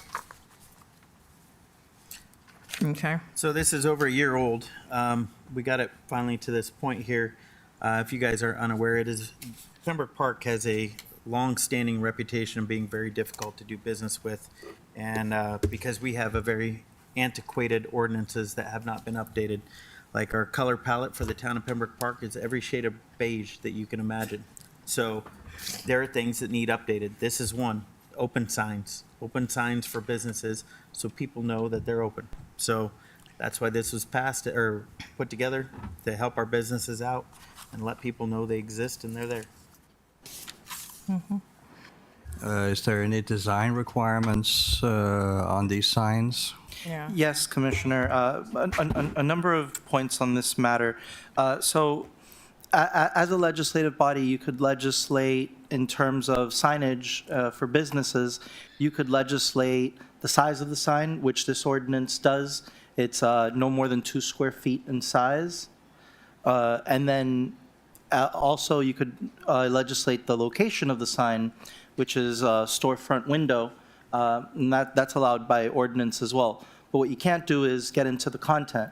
And in drafting this ordinance, we were very careful not to, excuse me, we were very careful not to legislate, we were very careful to ensure that you're not legislating what's allowable content and what isn't allowable content. So we understand that the intent and the intention is to allow these store owners and property owners to have signs that indicate whether their business is open or closed. However, by legislation, you can't say that the only thing that they could have on those signs is either open or closed. They will be able to have whatever their message is, so long as it fits within the other requirements of the ordinance, that being the size and location. Yeah, listen, our sign ordinances have not been changed in a long time. We do need to update them. A couple months ago, I was on the phone with Horowitz's office because a lot of businesses like to have the little LED strips around the windows to basically provide, light to let people know, hey, there's a business here, it's open, as well. And I know that I had the conversation with you this morning because I still didn't see that in here. And so that's something that I would like to also add to this hopefully if you guys agree for second reading to allow stores to have the little light strips around their thing. Most of the businesses in the city, if you're looking at them at night, you can't tell whether they're open, closed, or anything else for that matter. It's dark. So, Give you a little more detail. Neon light isn't even allowed in the town of Pembroke Park, but you can have an 80-foot television as a billboard. They said the reason and the purpose for it was the LED or the neon lights distracting as you drive, but the 80-foot television standing up there on the billboard isn't. So that's how outdated our ordinances are here in the Well, town. people are very capable of being distracted just by their cell phones, so. This ordinance is, the purpose of this ordinance is to help the business owners and letting people be aware that they're open and they exist. I think it's a good move to allow them, just due to the fact that here in South Florida, I noticed that the windows are all tinted, they're dark. You can't see inside to see what the people are selling, so unless you walk through the door. So, you know, for them to have a sign out there saying, hey, at least we're open, I think it's reasonable. I don't see if there's any. Makes sense. Shouldn't be anything against that, you know. Makes sense. okay. Yep. One additional point to this ordinance, we, in discussing this matter with Michael, our office, and Michael discovered that the proffered language under 2019 is listed under subsection M. It should be under subsection O. So if you could approve that as, if the item is approved and is moving forward to second reading, if that motion comes forward, be as amended, just to include the proffered language in subsection M as to move it over to subsection O, please. Okay. Is there a motion on the floor to adopt this? Yes, I'll make a motion to adopt ordinance number 2023-012 as amended. I second. Okay. Any further discussion? Nope. Okay, roll call. Did I open a public hearing? Forgot. Did I? Did I open Didn't it? ask the public. Call for public, no, you didn't. I didn't. I'm sorry. Hold on. Sorry. Do I open the public hearing? No one from the public wishes to speak? I closed the public hearing. Sorry. Forgot. Okay, now you can do roll call. Motion made by Clerk Commissioner Hodgkins, seconded by Vice Mayor Morrissette. Vice Mayor Morrissette. Yes. Mayor Mohammed. Yes. Commissioner Jacobs. Yes. Acting Clerk Commissioner Christian. Yes. Clerk Commissioner Hodgkins. Yes. Motion passes 5-0. Okay. 9.6 B1 Business District Planning Consultant. Ordinance number 2023-13, an ordinance of the Town of Pembroke Parish, Florida, amending Chapter 28 of the Town's Code of Ordinances entitled Zoning, amending Article 3 entitled District Regulations by amending Division 5 entitled B1 Business District, amending Section 28-187.01 entitled Special Exception Designation, providing for new requirements for mixed-use residential development, amending Section 28-194-1 entitled Mixed-Use Residential Developments, modifying the minimum development criteria for mixed-use residential uses in the B1 district, business district, providing for codification, providing for conflicts, providing for severability, and providing for an effective date. Who wants to open this up? Good evening, Mayor and Commissioners. Mike Vondermeulen with Keith again. This had been brought to you, before you, on the June 1st workshop. Oh, no, I'm sorry. This text amendment had been workshopped with you, but the Planning and Zoning Board had actually recommended this project on, or this text amendment on June 1st of 2023. These are changes to the mixed-use section of the B1 code. So this will affect mainly Hallandale Beach Boulevard, as well as a couple of other properties, one in particular at 56th and County Line.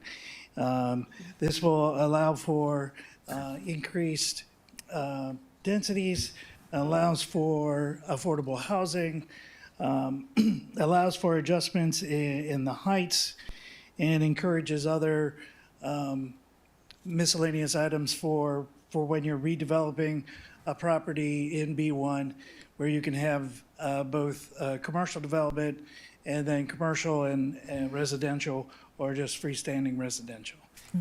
Here to answer any questions you may have. I am going to open this, well, actually, I'm going to put my little 2 cents in first. I'm not a fan of this because it reduces our sizing, like a one-bedroom from 600 square feet to 550 square feet. It reduces our setbacks from 25 feet to 0 feet, which is basically putting properties right up to the roadway. So I am going to just put my 2 cents in because I don't know who likes to live in a 550 square foot house and not start putting crap outside of the house and, you know, dirtying up our windows, our balconies with stuff because they have no storage because you're living in a 550 square foot house. Or you're putting your, you know, your setbacks, you know, 0 lot lines, these setbacks, they're there for a reason, you know.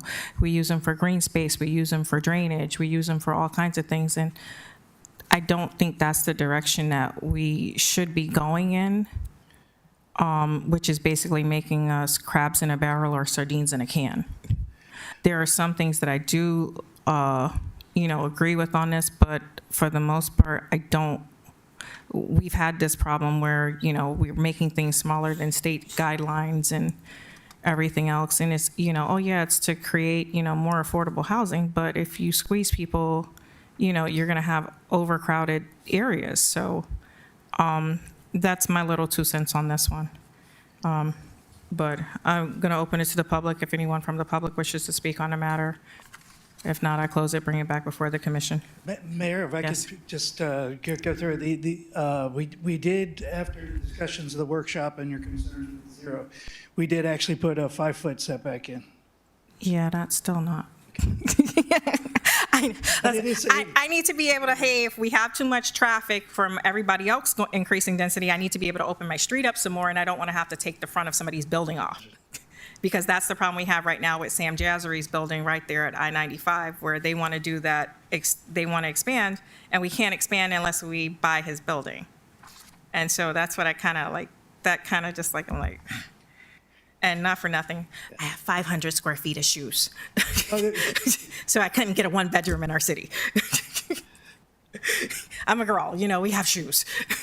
Shoes and pocketbooks. So, you know, yeah, I mean, we kind of have that issue, like when we have those units that, like, some of Sweeney's apartments, they were built smaller than what the guidelines were supposed to be.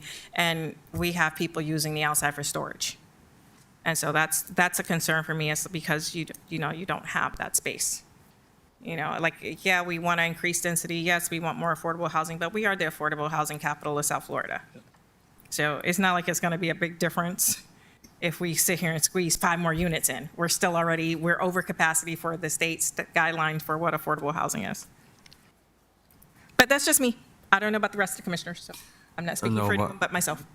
The only thing I have observed is that when you build very dense and low quality, you get a lot of vandalism. I cannot see through all these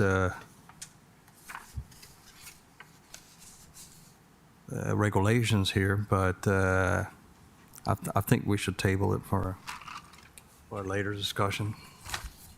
Okay, that's fine. I mean, it's up to you guys what you guys want to do. Yeah, we can take. We need. I think we should table it so we can get more information. Okay. Well, then I'll entertain a motion to table. Yes. Okay. Wait, did I open a public hearing? I forgot. Did I? No. No, I did or didn't? She shook her head yes. She shook her head no. Okay, sorry. Open a public hearing. Anyone from the public wish to speak? Nope. Okay, I close public hearing. Sorry. Okay, motion to table? Yeah, motion to table. Second. Okay. Any discussion? No. Okay, roll call.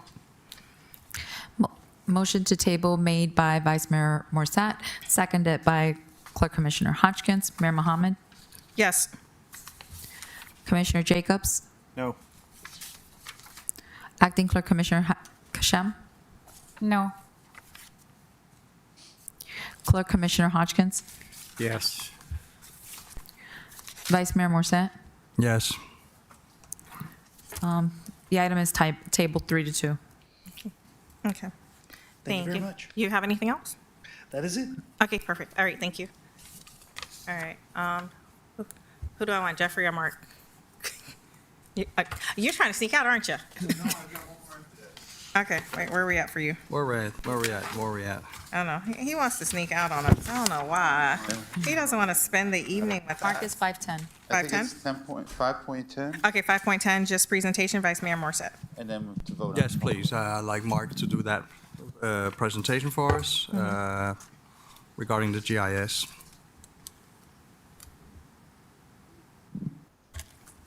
Hold on. Oh, okay. Bring it up. Yeah, hold on. Where's There you mine? go. Good evening, Mayor and Commissioners. Mark Pakula, IT Director, Town of Pembroke Park. What I'm presenting for you today is a page we'd like to build out. Basically, this page is going to help us streamline if we have a disaster within the town. We can put real-time reporting on it. But the real benefit is when we do this information on here, it'll also help Public Works, anywhere in the town that we have to look for what's happened around the town from damage. But it'll also give us a streamline to report this to FEMA and get our reimbursement a lot faster. There is a form on Broward County, but it's antiquated and it doesn't provide all the information that FEMA needs.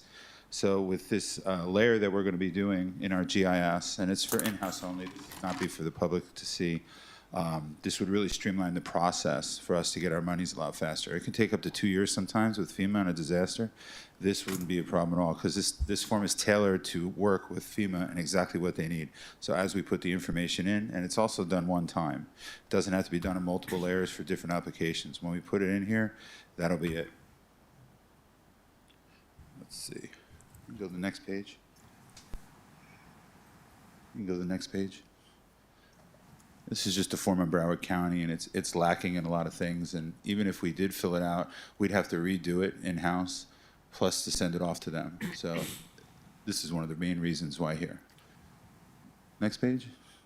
As you can see, in-house, we'd actually have a map. And as we put the information on our GIS, people like Aime and his department can look at it, see what's going on, see what's happened within the town. All of you could have access to it if you wanted to. But this would tell us in real time everywhere in our town where we have damage and where our shortcomings are from the damage from storms, disasters, things of that nature. And that's it. I propose that we approve this. The cost is about $12,880, and I'm asking the commission to approve it. Any questions? Oh, You said how much? $12,880. Okay. All right. Do we put that on the next meeting, or Well, I was hoping to can we get do it that now? voted on. No, if let's it's do it today. now. Okay. Do you need anything for that or no? It's got all the It was information under- there. It's on 5.10.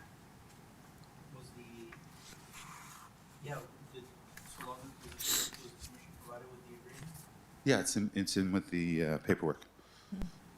Okay. All right. A motion to approve the GIS installation. I second it. For an amount not to exceed 12,880, so 13,000. 13,000. Okay, roll call. Motion made by Vice Mayor Morrissette, seconded by Acting Clerk Commissioner. Acting Clerk which one? Commissioner Kishem. 10.7.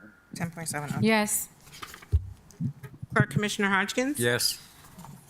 Vice Mayor Morrissette. Yes. Mayor Mohammed. Yes. Commissioner Jacobs. Yes. Motion passes. 10.7, new access controls for the 3 new doors on the first floor. IT Director Mark Pakula. Once again, Commission, Mayor, Commissioners, I'm asking for your approval for the access controls to be installed on the 3 new doors that were put in. The total's there at $10,240.44. I would stress that we do need to get this done right now. It's not optimum for our security in this building. And I would urge you to approve this so I can get going on this. $10,240.44. Not to exceed 10,500. Round it up. I'll entertain a motion to install the access controls for 10,500, not to exceed. I second it. Don't make the motion. Make the motion. I motion to approve the installation of the security system, not to exceed 10,500. 500. 500. I second it. Okay. Roll call. Clerk Commissioner Hodgkins. Oh, wait. Motion made by Vice Mayor Morrissette, seconded by Acting Clerk Commissioner Kishem. Clerk Commissioner Hodgkins? Yes. Vice Mayor Morrissette? Yes. Mayor Mohammed? Yes. Commissioner Jacobs? Acting Clerk Commissioner Kishem. Yes. Motion passes. Okay. Thank you, Mark. Thank you very much. Okay. Jeffrey, I know you're on here. Let me find you, but you can make your way on down while I find it. I know you're doing the vulnerability. It's the first resolution. First resolution. 8.1. Okay. 8.1, revisions to the Broward County Enhanced Local Mitigation Strategy, Emergency Management. Manager Jeffrey Lewis, you're up. Yeah. Mayor, Commissioners, Jeffrey Lewis, Emergency Management Manager for the town of Pembroke Park. Brought this up during the workshop in regards to the revision to the Enhanced Local Mitigation Strategy. Just need to do a new resolution. We updated it from 2015, was the last time it was updated. Broward County is our lead in the local mitigation strategy amendment. So they sent over the documents, we've reviewed them, we'll approve them because they will be the handling all of the documentations for the local mitigation. So we report to Broward County, and it's been approved by the Broward County Board as well. So this is to update our records and our resolution to the current year, 2022. All right, so any questions for Jeffrey? Nope. Then I'll entertain a motion. Oh, okay, what's your question? Oh, no, it's not a question, but this motion, most of the grants that we apply for as a city, the first thing that they ask for is to make sure it's on the local mitigation list. So if adopted, some of the grants that we are applying for presently, we need to get this adopted even to move it forward. Okay, we gonna move it forward. Every municipality needs to have a local mitigation strategy, and we piggyback on Broward counties needed for mitigation purposes. Okay, I'll entertain a motion to adopt Resolution 2023-13. Who's gonna make my motion? I make a motion to approve Resolution 2023-020. 13. Am I on the wrong one? Oh, yeah, 13, sorry. Resolution number 2023-013. Is there a second? I'll second. Okay, any discussion? Roll call. Motion made by Vice Mayor Morrissette, seconded by Clerk Commissioner Hodgkins. Commissioner Jacobs. Yes. Acting Clerk Commissioner Kishem. Yes. Clerk Commissioner Hodgkins. Yes. Vice Mayor Morrissette. Yes. Mayor Mohammed. Yes. 5-0. Okay. Yep. Okay. Okay. Okay, cool. Now we're gonna get through the regular stuff now. All right, cool. All right, So we're back to what?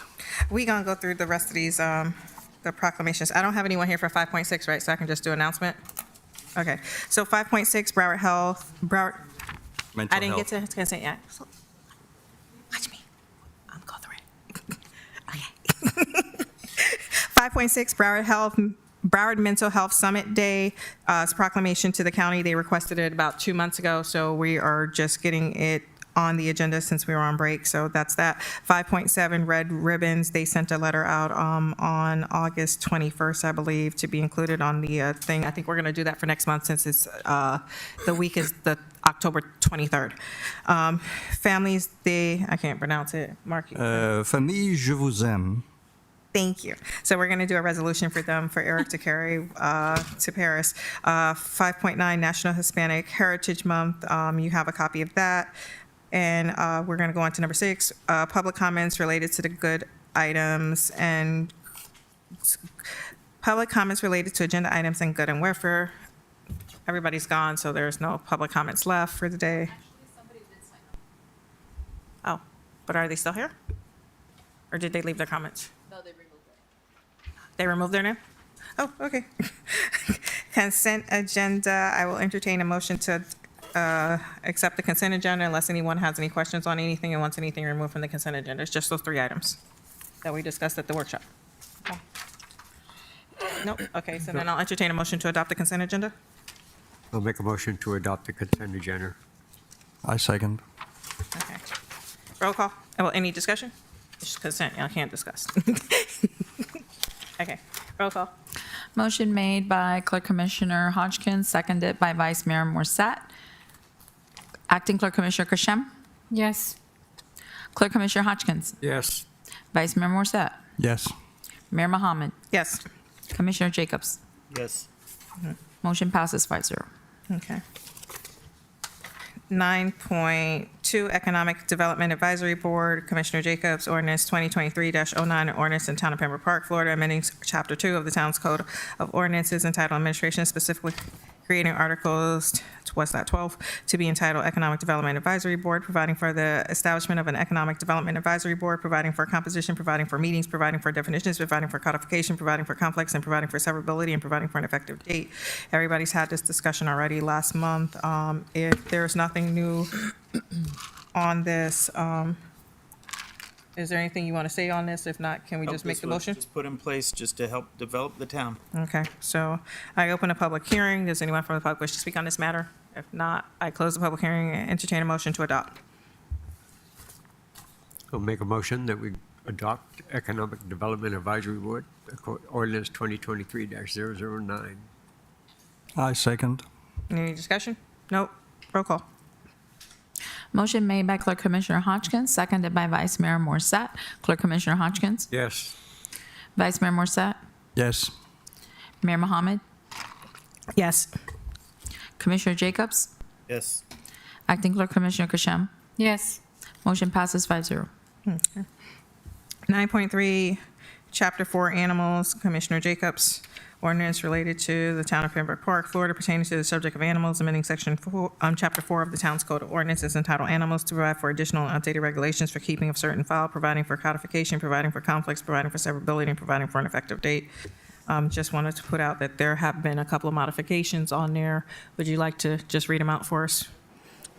Yes, so just to bring the commission up to speed, there was language in the prior draft that was presented to the commission which prohibited keeping of chickens. That language was stricken, and there was also pursuant to the mayor's request and pursuant to the mayor's request, we also included language that made sure that there were no First Amendment infringement. Okay.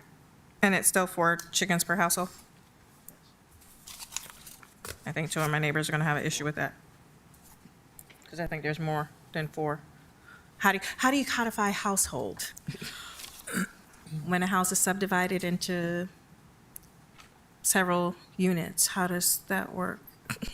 It's not clear within, so your question is if the house is divided in, I mean, it's per property. Well, my neighbor's on an acre of land and she has like 3 chicken coops. I'm not out there counting how many chickens she actually has, but there's more than 4.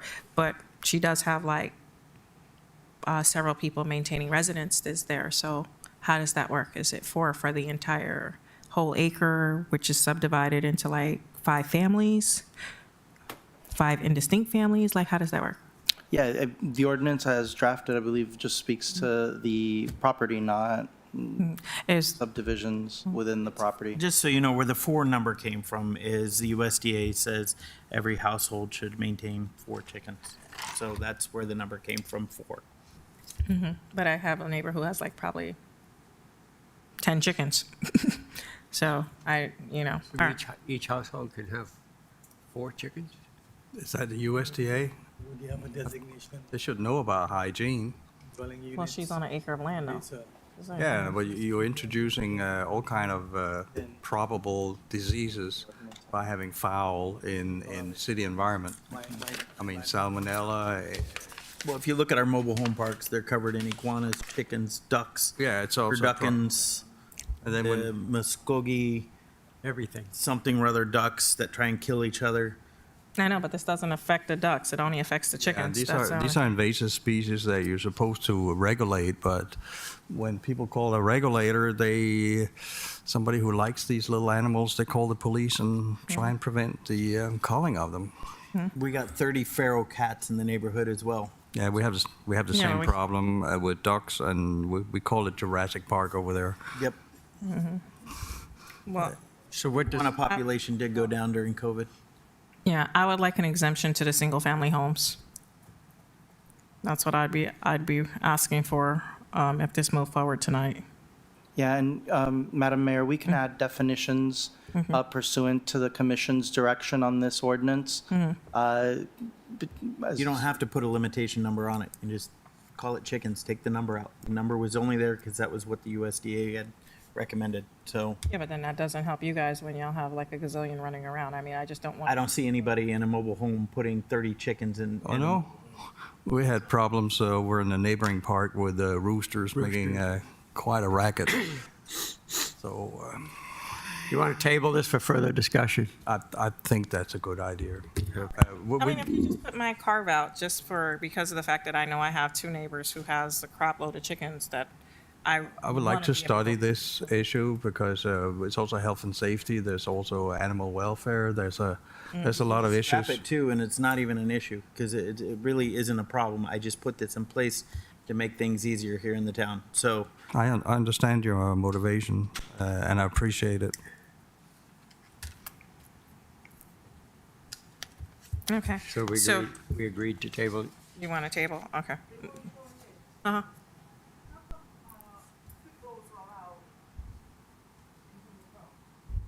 We can't regulate pit bulls because they regulate them in Dade County, isn't that? Miami-Dade County is the only county that has that. You can't have two counties back to back. So because Dade beat us to the punchline, Broward can't, but West Palm Beach can't. So you can kind of like basically every other county can kind of skip and have it. But Dade beat Broward to the punchline. So unfortunately, we don't have the ability to do anything about the pit bulls. But we do have a leash law that nobody seems to be enforcing. Yes, we do have a leash law. Even on cats, believe it or not. Oh yeah, we can't do anything about the cats. We have feral No, but cats. there are leash laws on cats. No, we have a, Jocelyn, you remember the rule about the cats, that they can have all the feral cats they want and all this crap?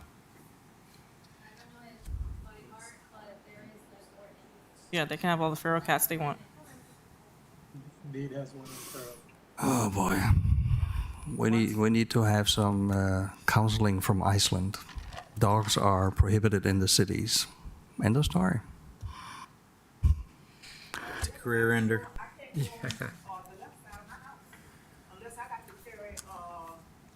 Stick.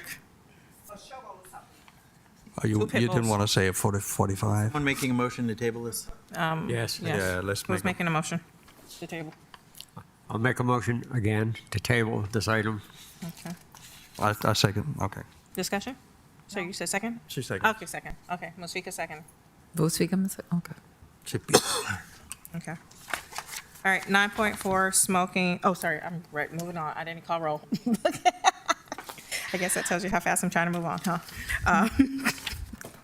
You don't have to open and close Did I- public comment, right? Go ahead and open and close. I open it to the public, close it to the public. Okay, go ahead. Call the roll for tabling. Motion made by Clerk Commissioner Hodgkins, seconded by Acting Clerk Commissioner Christian. Vice Mayor Morrissette, Yes. Mayor Mohammed, Yes. Commissioner Jacobs, Yes. Acting Clerk Commissioner Christian, Yes. Clerk Commissioner Hodgkins. Yes. Motion to table is 5-0.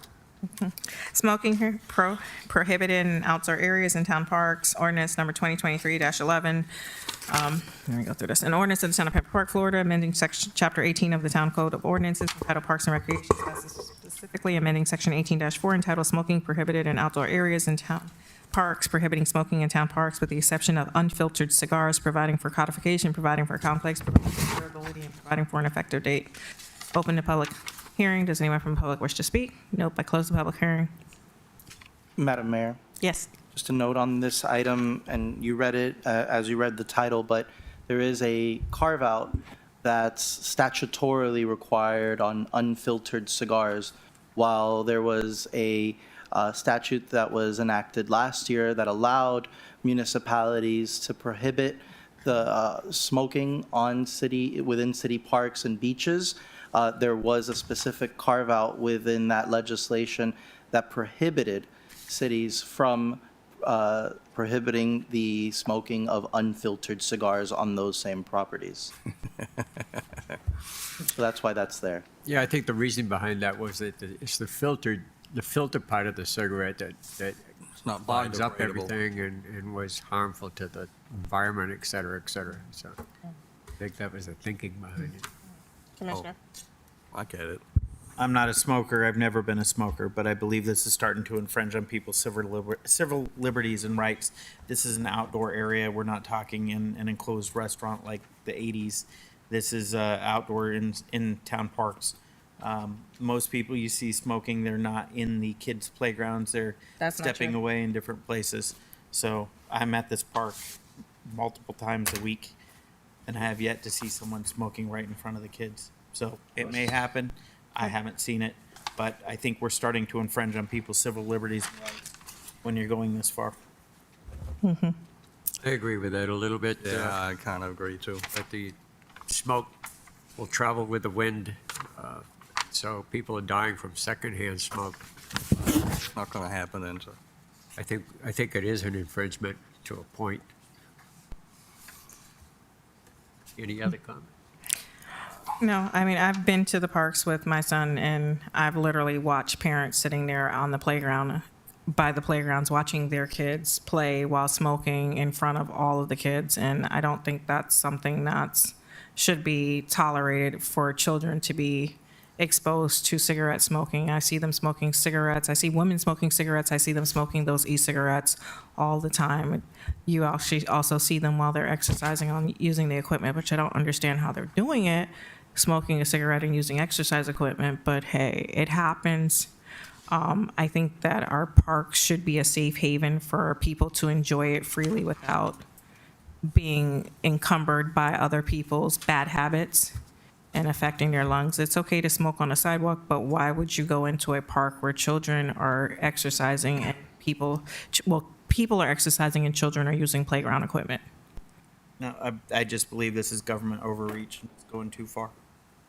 Well, we had the ban before, and then the state legislature 86'd it, where cities could not ban smoking in parks, and now the legislature has allowed us to have those bans put back in place to protect children from secondhand smoke because of the fact that it is a danger to our children whose lungs are developing. It doesn't make sense for people to be smoking, but people don't seem to have common sense not to smoke around children who aren't even legally allowed to purchase a cigarette.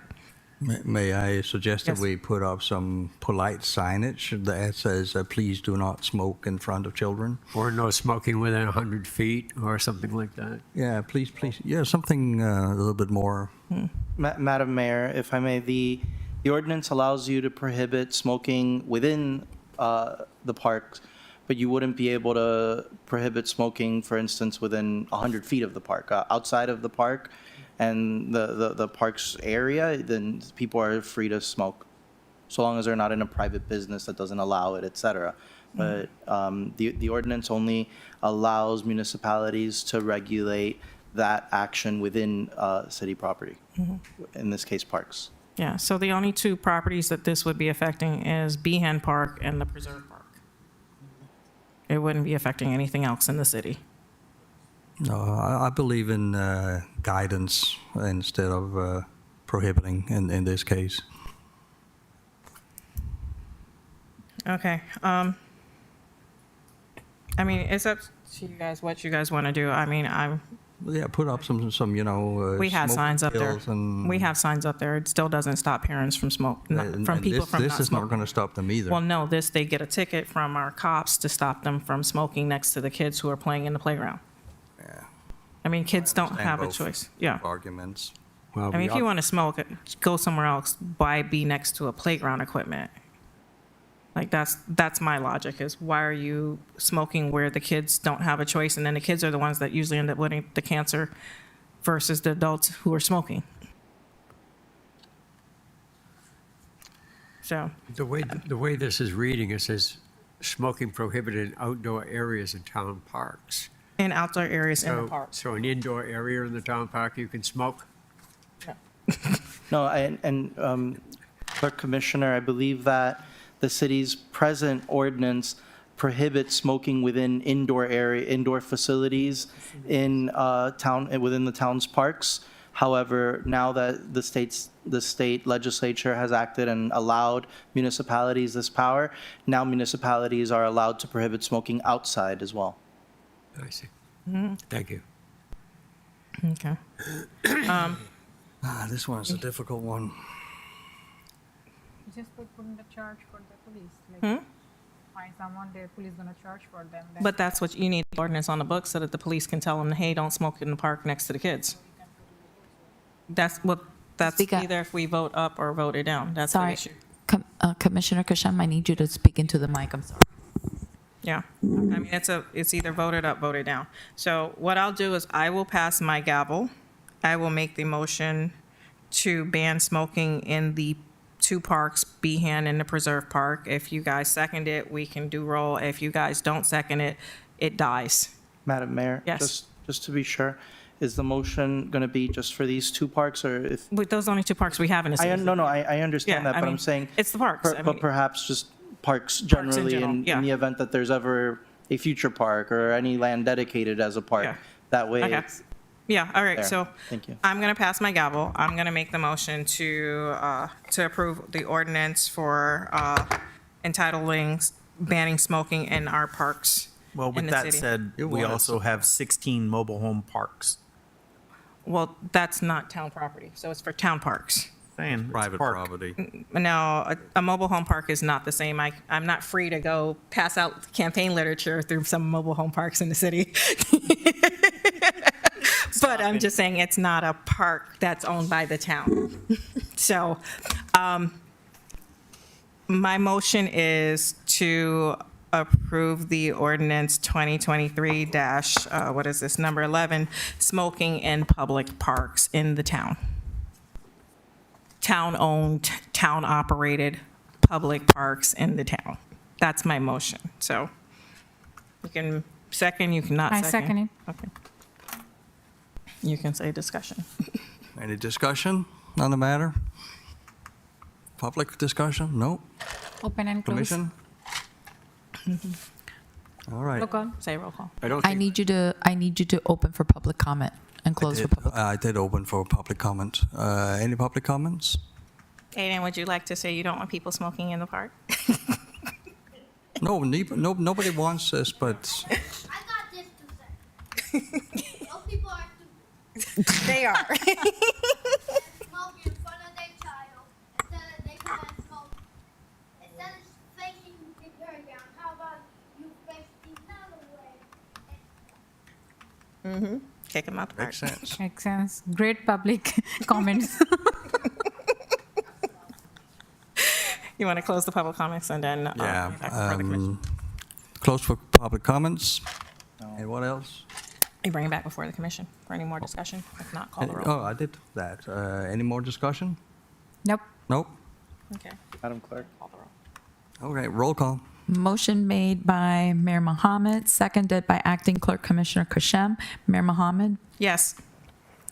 Commissioner Jacobs, No.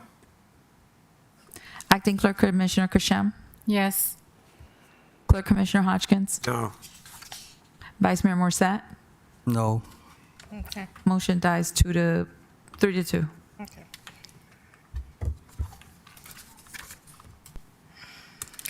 Ten point one. Madam Mayor? Uh-huh. Sorry, the motion died, but that doesn't necessarily mean that the item dies. Is there a motion to, now it would be proper either to Modify entertain it. another motion to approve, a motion to disapprove, or if there's no motion, then the item will die for lack I of would a make a motion to modify the language and make it clearer, more clarification. Because I think there should be a way to have it so areas where there's small children and things like that are not going to be affected by smoking, but there should be maybe an allowable smoking area. So you're suggesting a smoking-free zone, a smoke-free zone. I understand, but I'm just saying that Well, maybe it could be that could work. expanded upon. That could work. Smoking-free zone, so it's not the. Well, he Madam- said that you can't do that. It has to be the park itself, like.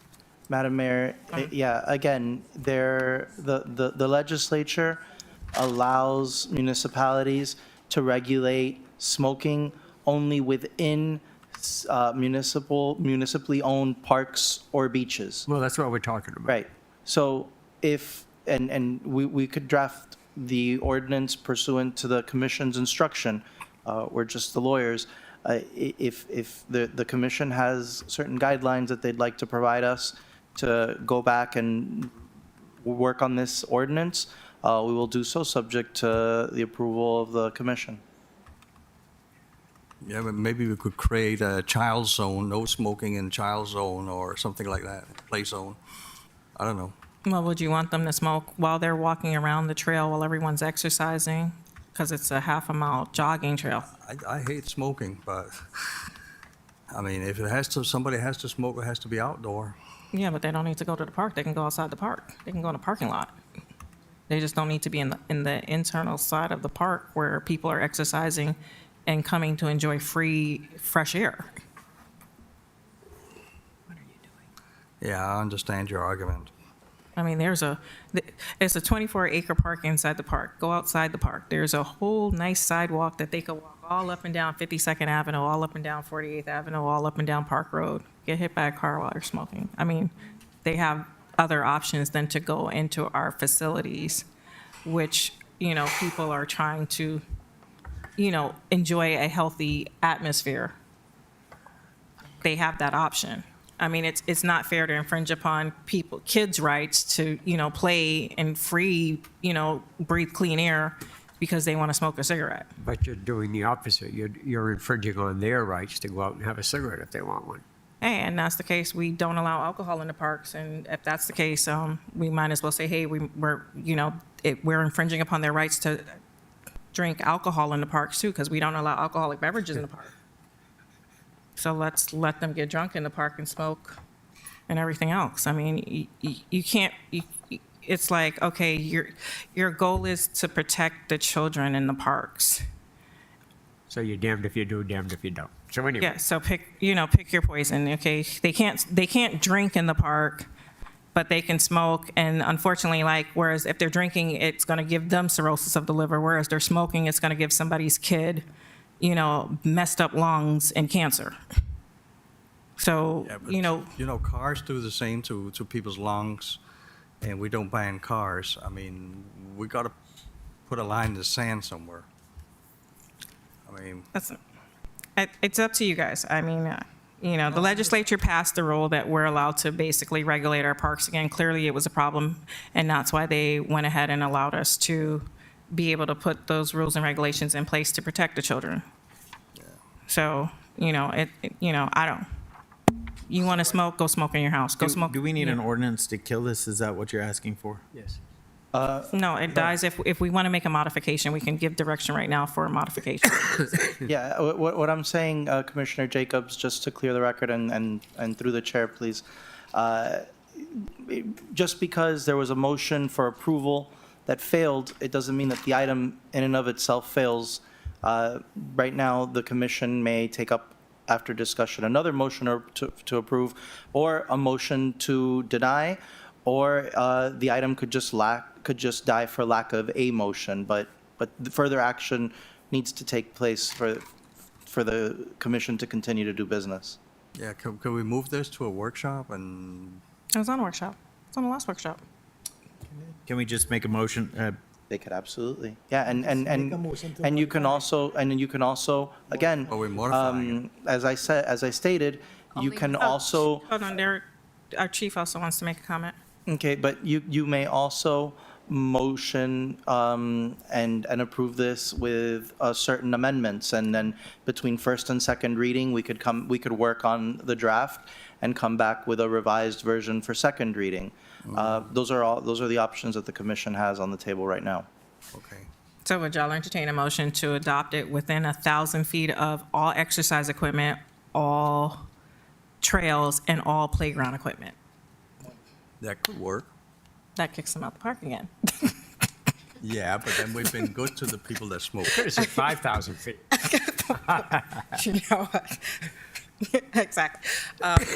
Chief, come on down. Okay. I just feel like the calls will probably increase with complaints, you know, and it will just help us with,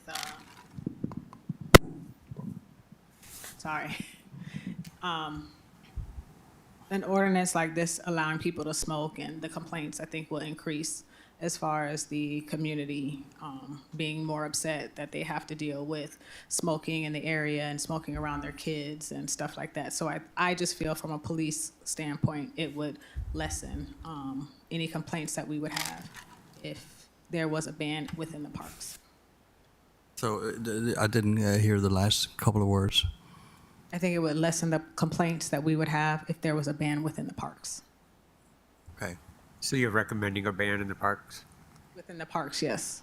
Okay. Outside of the parks, that's fine, but within the parks, yes. Okay. Makes it more square for you. I'm going to make a motion. Make a motion to kill ordinance number 2023-001 or 011. Second. Okay, any further discussion?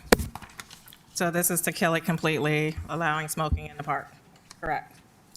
Yes. Okay. Is there any discussion? Roll call. Motion made by Commissioner Jacobs, seconded by Clerk Commissioner Hodgkins. Commissioner Jacobs? Yes. Acting Clerk Commissioner Christian? Yes. Clerk Commissioner Hodgkins? Yes. Vice Mayor Morrissette? Yes. Mayor Mohammed? No. Motion passes to kill it. This can be rewritten. No, it's killed. Order one? No, it can be Yeah, we can make presented at a different time in a different language, correct? No. No, you just killed it. You just killed it, like you just totally threw it out. That's it, done. Not to be rehashed again. Yeah. This particular, Yeah. this particular one is written here, yes.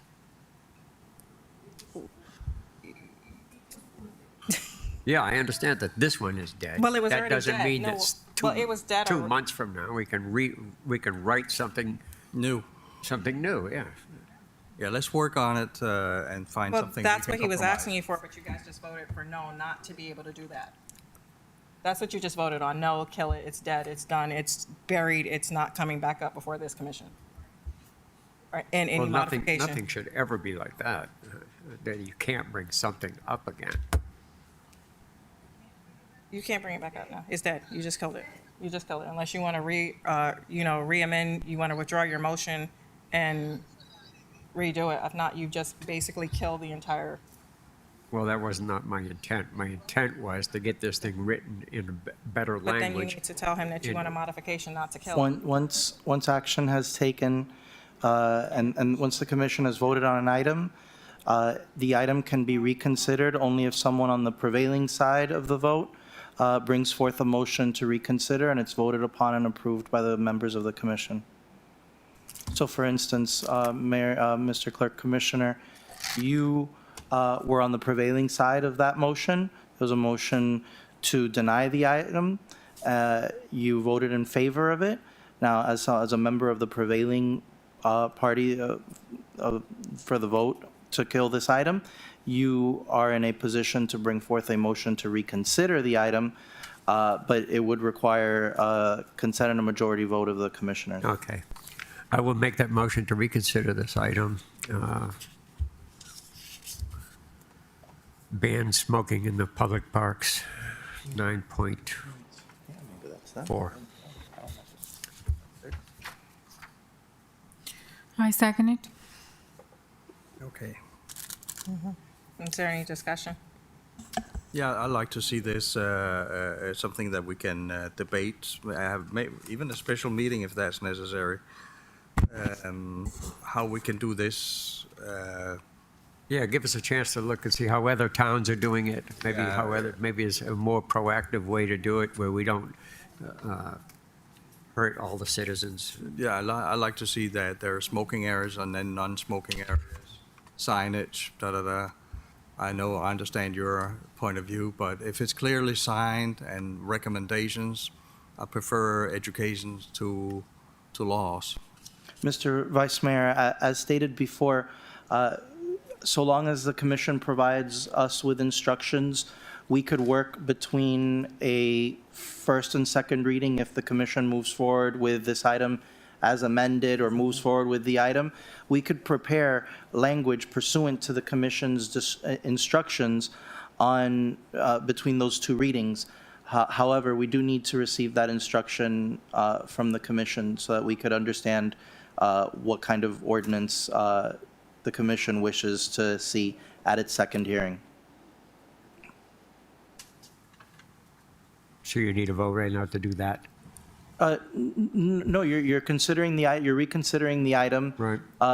What we ask for is that if this item, if it's the desire of this commission to approve this item as amended, we need to know what the commission's desire is and how they wish to amend the proposed ordinance so that between first and second reading, we could incorporate your decision into the second, the ordinance as it will be presented to you on second reading. Yeah. Well, we haven't figured that out yet, though. No, I understand. That's why I'm just. What do you giving need right at this moment to make this thing so we don't close it completely out, but we want to keep, we want to be able to work on it? Commissioner, or Clerk Commissioner, you can table this item. You can, until the next meeting, until however long you would like to, you could vote to amend this item between first and second reading. We would just like to have some guidance from the commission on what it is that they would like to see on the second reading. You could deny this item, or you could approve it as is. I understand. Okay. I'm going to make a motion. Okay, if I could just, wait, no, you've already got a motion on the floor. Right now, the motion is because you're going to reconsider the item. Yes. So I need a vote on that. Okay. And then afterwards, if you want to table it, then you can do a second vote on that. Okay? Okay. Is there any further discussion? If not, call the roll. Okay, this is, the motion that you're going to be voting on now is a motion to reconsider the item. It was made by Clerk Commissioner Hodgkins and seconded by Acting Clerk Commissioner Kashem. Acting Clerk Commissioner Kashem? Yes. Clerk Commissioner Hodgkins? Yes. Vice Mayor Morrissette? Yes. Mayor Mohammed? Yes. Commissioner Jacobs? No. Okay. Now, sir, if you'd like to make another motion. Now I'd like to make a motion to, let's see, now we're doing, How to make non-smoking no, areas. we're postponing it. You want to postpone it, or you want to give him direction so that he'll know what to draft up for the next meeting? I don't want to give him direction yet because we haven't been able to look into it enough. Okay. Yeah, let's. So I think we ought to table it, make a motion to table it until a future date. I second. Wait, Clerk Commissioner, in your motion to table to a date certain, is it the next commission meeting? Is it in a couple of months? You want a timeline? Well, for order, it helps to know when this item is coming back. Let's do that for October. All right, the next regular commission meeting. Yeah, let's get the budget meeting over. I made the motion. So I'll put the item I'll on second for- that motion. So I'll put the item on for the workshop, the next meeting, and then it'll be up for voting again on October. Is that what you're stating? Yes. Okay. So at the moment, I have a motion on the floor from Clerk Commissioner Hodgkins, seconded by Vice Mayor Morrissette, and this is to table the item and to bring it back on the October, I believe it's the 11th commission meeting. Do you have any discussion? No, I'm putting it for September we don't have 20th. discussion now. October, for the October 11th. Right, but I'm gonna put it on for the Wait, no. September 27th. That's the budget. That's two, The workshop for the 26th. it's the workshop and the budget meeting. Okay, we can do that. Is that going to be enough time for you guys? 2 weeks? I think so. Is that going to be enough time? I mean, wait, okay, here's my question. Who are you directing this at to do the research? Because I know at the workshop, I gave you, 5 cities ordinances, which was like, Miami Beach. Who all was it? City of Miami. I gave you City of Miami's ordinance. I gave you Walton Beach or something. There was like 5 of them that I gave you guys for the workshop for the backup for this item. So who are you directing to do the research, and what are you looking for in the research?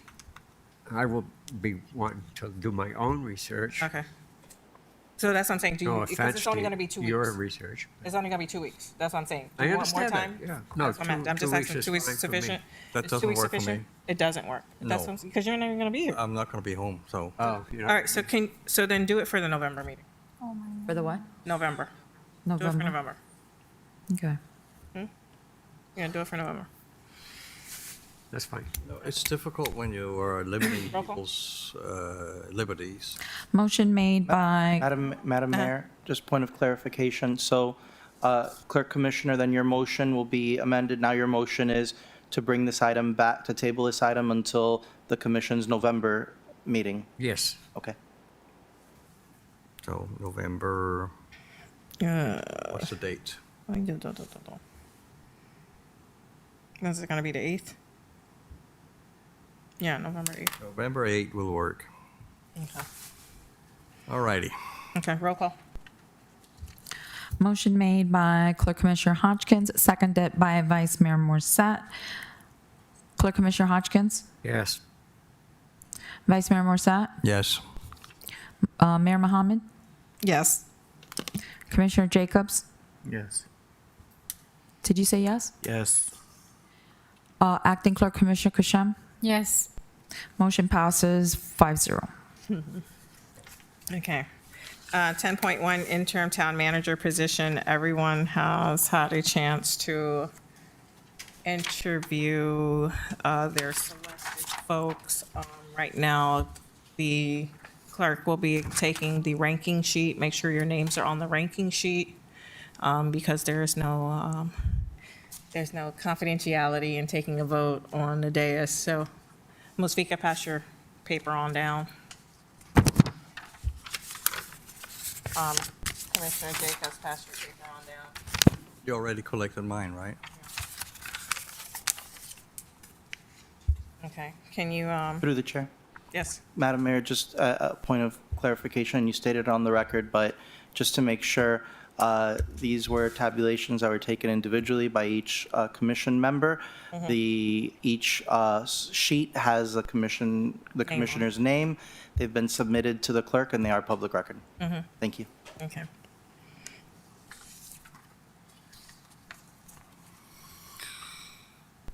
All right. So, while y'all are tabulating that, can I just kind of switch around to 10.2? No, I gotta wait. Damn it. Okay. Anybody need a calculator?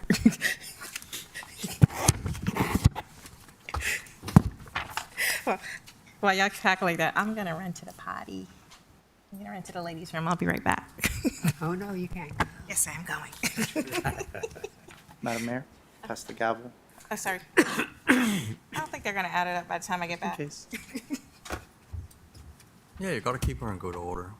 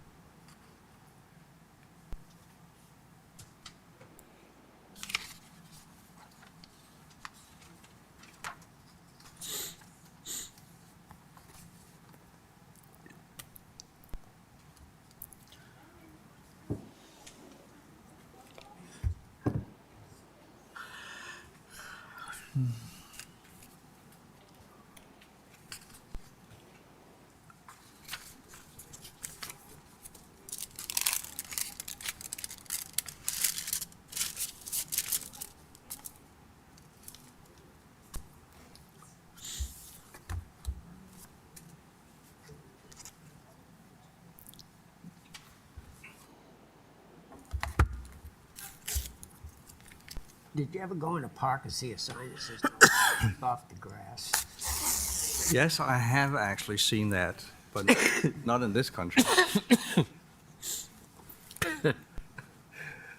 I have also, I have seen very good signage with a touch of humor. Yeah.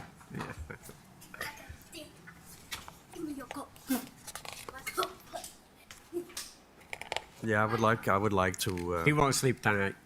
He got his Perrier water, no sugar. He got his ice cake, that's the only sugar he's drinking. This thing is falling apart. Is it? Coming apart. Yeah, this little lock pin in. Uh-huh. I'm not doing anything properly now. You ready? I don't hope that have any legal consequences. Yeah, for real. So, Maybe a recommendation that we have a little bar right in the park for those that want to smoke and drink.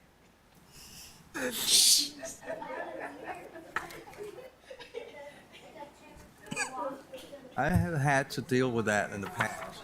We had a clubhouse, and everybody was smoking in there, so you could literally cut your way in there with a knife, you know?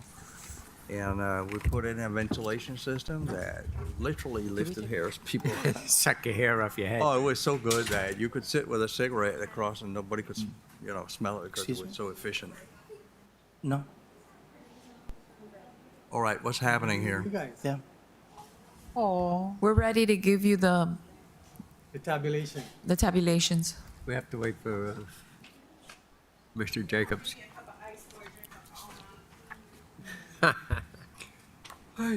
You got 5 gallons of stuff sitting up here. You got 5 cups up here. What is this? That's water. It Is was that a ice. collection or what? No, I like to chew on ice, and that's garbage. That's fruit, and that's empty. Oh. And that was the last one too. We He never drank have it a. up. Why don't we have a trash can? What is it? No, it was over there. They just make you exercise. You just say his name. You think I need exercise? Mhm. We're 140. Mayor. Can I pass you the gavel? I fixed it, see? Wait, Not is it? coming off now. No, I fixed it. Okay.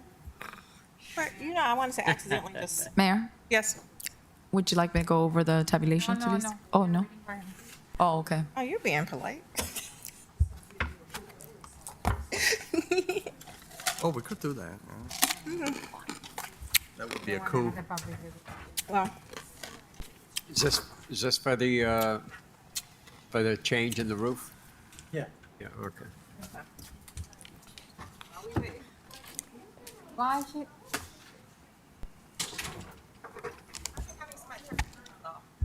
I will.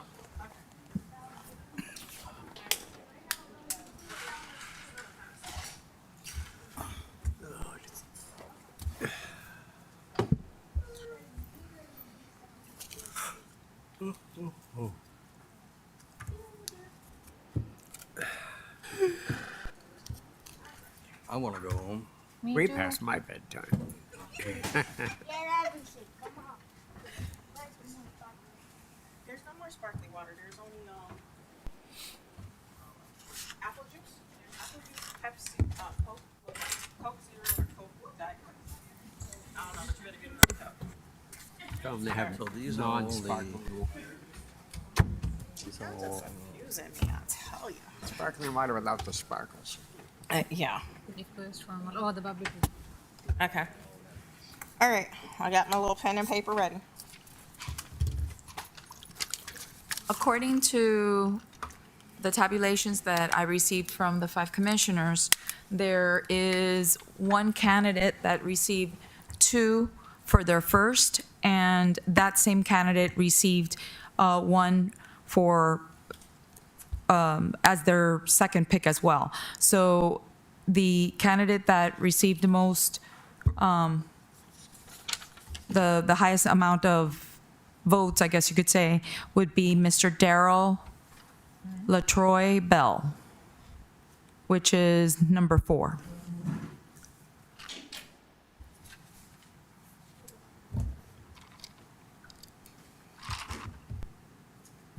So just read all of them. So Daryl has 3 votes. Daryl has 2 votes. Wait, Daryl has 2 votes. Okay. Okay, so let's go for the first, who's your number 1 pick? Is Okay. there a blank sheet up there? Is there a blank, Oh, I made like 10 is there a copies, blank remember? worksheet up there? Yes, there is. Okay. Give me a blank one because I'm kind of confused. Anybody else want one? I just want to kind of write down the numbers. Oh, wait. Who wanted? You gave me 2. Did you guys want one just to look at? Okay. Okay. So let's go through this. Okay, so Daryl has 2 votes. Daryl has 2 votes. David Lynch has 1 vote. Gerald Smith has 1 vote. Wait, Smith? And Chandler has 1 vote. Now that was your first pick. For First pick.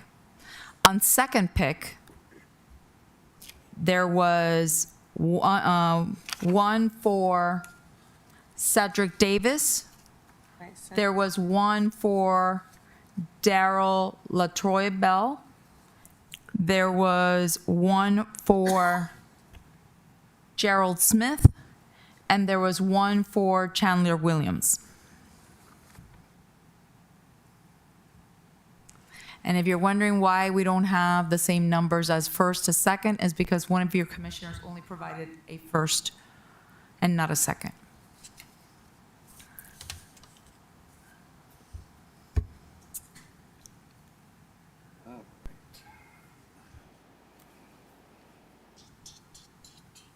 Okay. So if I'm Do not you mis- want me to read out who the commissioners are and what their vote is, if that's what you want?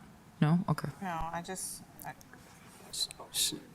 it's public record. I mean, it's not that. It's just I want to. So if it's my addition is correct, we have 3 votes for LaTroy Bell, and he's the one with the most votes. Okay. He's, I mean, according to what I calculated, he is the one with the most votes. All right. Thank you. Okay. And then his salary requirement was what was the salary requirement? 145 to 185. He was 145 to I 185? had an interview and I asked him. Okay, We can negotiate. We also can negotiate with him. okay. Okay.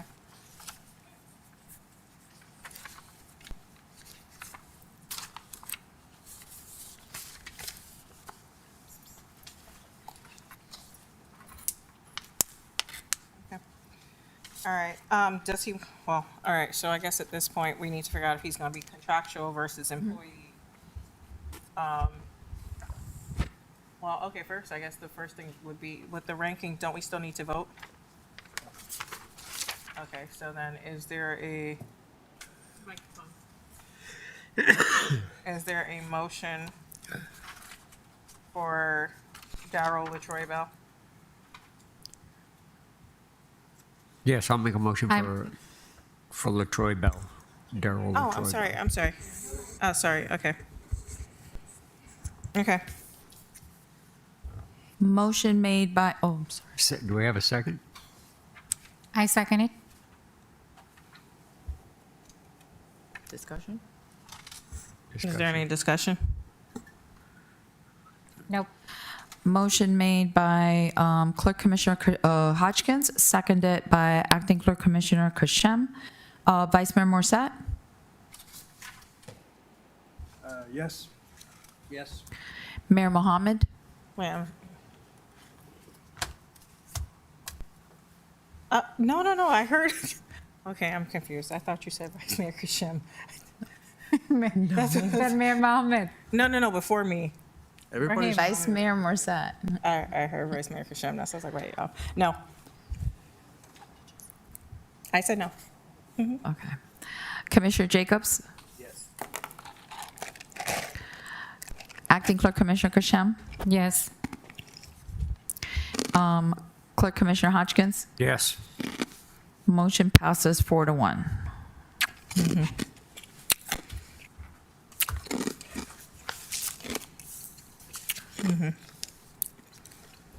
Okay. 10.2 Town Attorney Services. Wait. Did you now also want to vote on a salary range? So Yeah, that then the well- position can be offered? He said 145 to 185 was his salary requirement. I don't know what's budgeted, but I'll let Aime and Gorin handle that. Madam Mayor, thank you. And Madam Mayor, just one point of clarification. If he is being hired as an employee, that's one thing, but if he's being contracted, then we would need to bring a contract back to the commission for approval. Okay. I believe he wanted to be an employee because he is FRS. Isn't this done through part of the package that we purchased for finding the town manager? Well, Do they this have is- any say in how this is done? For the as an interim? interim? We didn't pay for a package. Are you wanting ICMA to negotiate with them? I was curious if that was part of what we paid for, if they were going to negotiate the salary, or if that was on us. It was on us. They were supposed to, well, you're supposed to utilize them for, which the contract hasn't even moved forward yet, is for them to advertise for the full-time position. I realized, but they were also assisting in the Well, they interim. just said they were gonna put it out there to their MITs, and then it would be on us to deal with the rest. Okay. Madam Mayor, this will be very similar to what the town has done with the finance director. That's exactly what it was, yeah. Yeah, but the finance director was contracted. He's Yeah, in but for us, so I think he's gonna. What they did was JFOA provided the names and we interviewed. Similarly, I think with the city manager's position, they provided the names, I believe. So I wasn't privy to that, so. Okay. So you will get back to the commission with the negotiations and everything else. Is there, I don't know what was, we were paying JC 165 or 155 or something like that, so 155 is 155? All right, so it's for 6 months, right? we need to discuss all of that right now. Yep. We're gonna see as a temporary how he doing, and then if he's working good or we like the way how he work, then we can make him permanent. Go ahead, you want it? No, I Okay. just want done. Okay. I'm going on a really long day. Okay. So, And Madam Mayor, as a point of clarification, the town did not pay anything directly to the FCCMA. The town did not. no, we didn't. No, Okay. we were supposed to. They were supposed to be sending over contracts and stuff for. Well, we were supposed to pick which company I think it was to do the search. Just wanted to make sure. Yeah. Thank you. So okay. So with that, you have your marching orders, or you need more? You have 6 months. You have one up to 155, or Up, yeah. up to 155. Yeah. Okay, 6 months, 155. 155 a year, not 155 for 6 months. Just making that clarification. You want to switch to? Hey, listen, some of them resumes, they were exactly like what my resume would look like. I'm like, let's switch. We like you as a chief. Okay. All right, so you have your marching orders, correct? Yeah. Can I other have a questions vote, between the please? two of you? Huh? Can we get a vote? Yes, you can. I'm making Please. sure we had all the marching orders he I needed. know.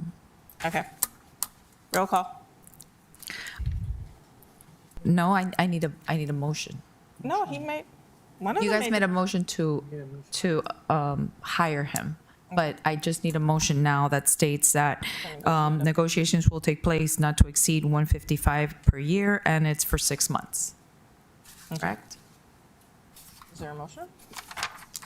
I'll make a motion to, let's see, for Mr. Bell, for not to exceed 165, was it? 155. 155? Clerk Commissioner? Before you. Yes. If I may, just the motion is going to be, and as I'm understanding it, the motion for the record will be to instruct the acting town manager to work to contact and devise and negotiate a contract pursuant to certain terms, and you will outline those. And not to outline those exceed, terms. not to exceed that amount, the Okay. 155. So you can put 160, not to exceed, because if you don't like that price, then we can go for. Yeah, I understand. Yep, And thank clerk, you. and clerk commissioner, and then the interim town attorney's office will be drafting the agreement. Okay. Okay. And I just want to point out, you're paying your public works or public services director more than you are the town manager now. He's a permanent, and that one is non-permanent. We want to see how he works. And our Yeah, once- public works director is also doing the job of our engineer, as in-house engineer, as well as temporary, public works. And that was the same thing when JC was here as well, because he is the public works director and also the town engineer. He is doing dual roles and using his certifications as an engineer for the town. Okay. Is there any further discussion? Roll call. Motion made by Clerk Commissioner Hodgkins. No one can second it. Do we have a second? I second it. Okay. So we have motion made by Clerk Commissioner Hodgkins, seconded by Acting Clerk Commissioner Kashem. Mayor Mohammed, Yes. Commissioner Jacobs, Yes. Acting Clerk Commissioner Kashem, Yes. Clerk Commissioner Hodgkins, Yes. Vice Mayor Morrissette. Yes. Motion passes. 10.2 Town Attorney Services. So you guys have had a copy of the Town Attorney Services. What had come to my attention was that our current town attorney was not involved in the RFP process in putting this out or even reviewing it, and that's why our ranges are all over the place and there was no consistency. I'm asking for the commission to put this item back out with the input from the town attorney, so that we can have apples to apples, oranges to oranges, because the numbering, the retainer agreements were all over the place, but because it was done as a RFP, there is no room to I'll negotiate. make a motion to go back out for bid and have it go through the attorneys to have standardization across the board for the town attorney services. Is there a second? I second that. Okay. Any further discussion? Roll call. Motion made by Commissioner Jacobs, seconded by Vice Mayor Morrissette. Commissioner Jacobs, Yes. Acting Clerk Commissioner Kashem, Yes. Clerk Commissioner Hodgkins, Yes. Vice Mayor Morrissette, Yes. Mayor Mohammed. Yes. Motion passes. Okay. Okay, so you have your marching orders. Thank you. Thank you. 10.4 roof replacement.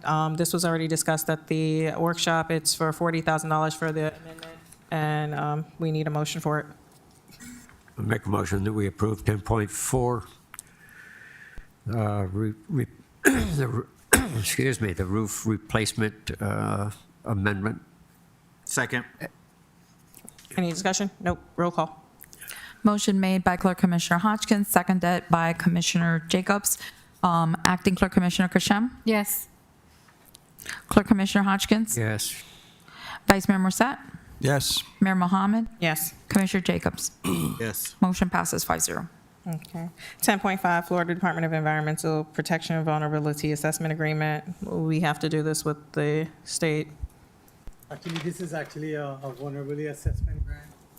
This is the agreement for the town to actually enter or to sign and then send it back up for execution. What this is under Florida statutes, through the Florida Resilient Grant Program, all city facilities or all town facilities will be evaluated for its vulnerability, whether it's above ground or or below ground, including your lift stations, the building, everything. And what it does is actually run scenarios, inundation scenarios, which is the 100-year, 500-year flood analysis, saltwater intrusion, all the different vulnerability areas that the town it owns will be looked at with this study. I make a motion to approve the vulnerability assessment for Agreement. Yeah. For the Department of I'll second. Environmental Protection. I'll second. Roll call. Motion made by Commissioner Jacobs, seconded by Clerk Commissioner Hodgkins. Clerk Commissioner Hodgkins? Yes. Vice Mayor Morrissette? Yes. Mayor Mohammed? Yes. Commissioner Jacobs? Yes. Acting Clerk Commissioner Kasham? Yes. Motion passes 5-0. 10.6 Finance Consultant Agreement. Arlene? Yes. What? Huh? What are you reading? 10.6. Appointing No, that's the appointment to the solid waste board. Commissioner Morrissette to the Solid Waste Working Group, Garbage Detail. I'll make a motion to appoint Vice Mayor Morrissette to the Solid Waste Working Group. I'll second. All right, so I have two different. Wait, hold on one second. The one I have. Oh, that's 10.8. No, that's 10.6. That's 10.6. That's what I'm looking at. Appointing a Finance Commissioner Vice Mayor Morrissette to the 10.8. Solid Waste Working No. Commission. Yes. I have it at 10.6 on my paperwork. That's 10.8 on mine. My one is 10.6 finance. I have no idea. Oh, this is interesting. Now the I meeting moved becomes things fun. around. Doesn't matter. Gave all of you a new one.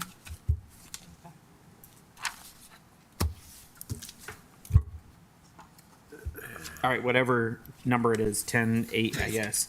Appointing Vice Mayor Morrissette to the, I make a motion to appoint Vice Mayor Morrissette to the Solid Waste Working Group.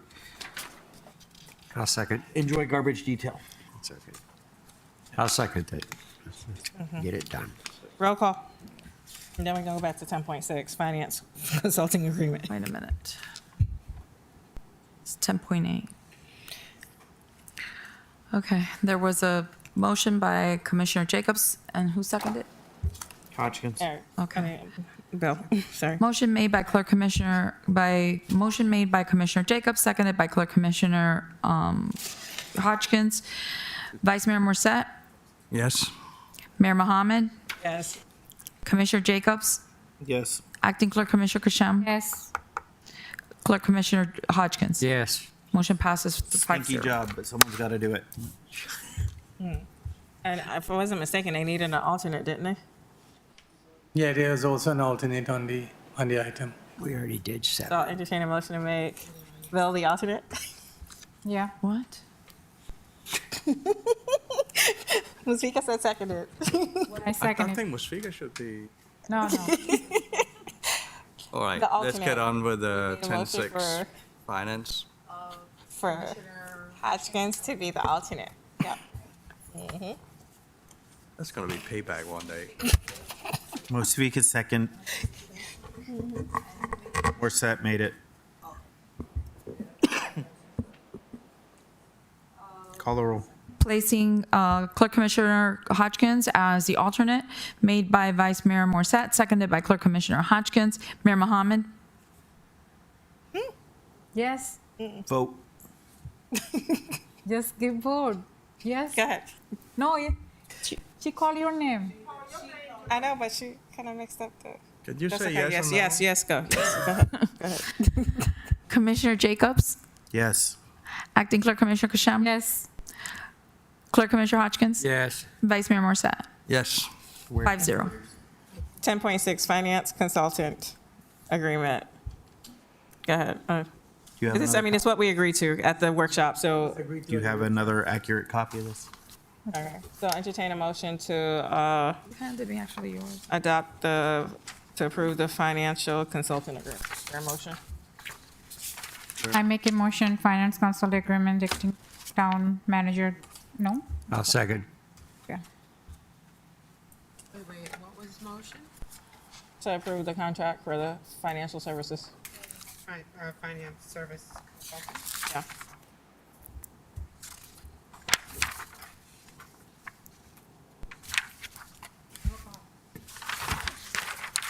She was first. Who was first? You were first? Okay, we're now on 10.6. Yep. Motion made by Who seconded it? Erica? Chris? I did. Bill. Bill. seconded. I think people are tired now. I think so too. Yes, sir. My apologies. Motion made by Clerk Commissioner Kasham, seconded by Motion made by Acting Clerk Commissioner Kasham, seconded by Clerk Commissioner Hodgkins. Commissioner Jacobs. Yes. Acting Clerk Commissioner Kasham. Yes. Clerk Commissioner Hodgkins. Yes. Vice Mayor Morrissette. Yes. Mayor Mohammed. Yes. Motion passes. 10.9, upcoming conferences. The fast fly-in to Washington, D.C. Commissioner Jacobs.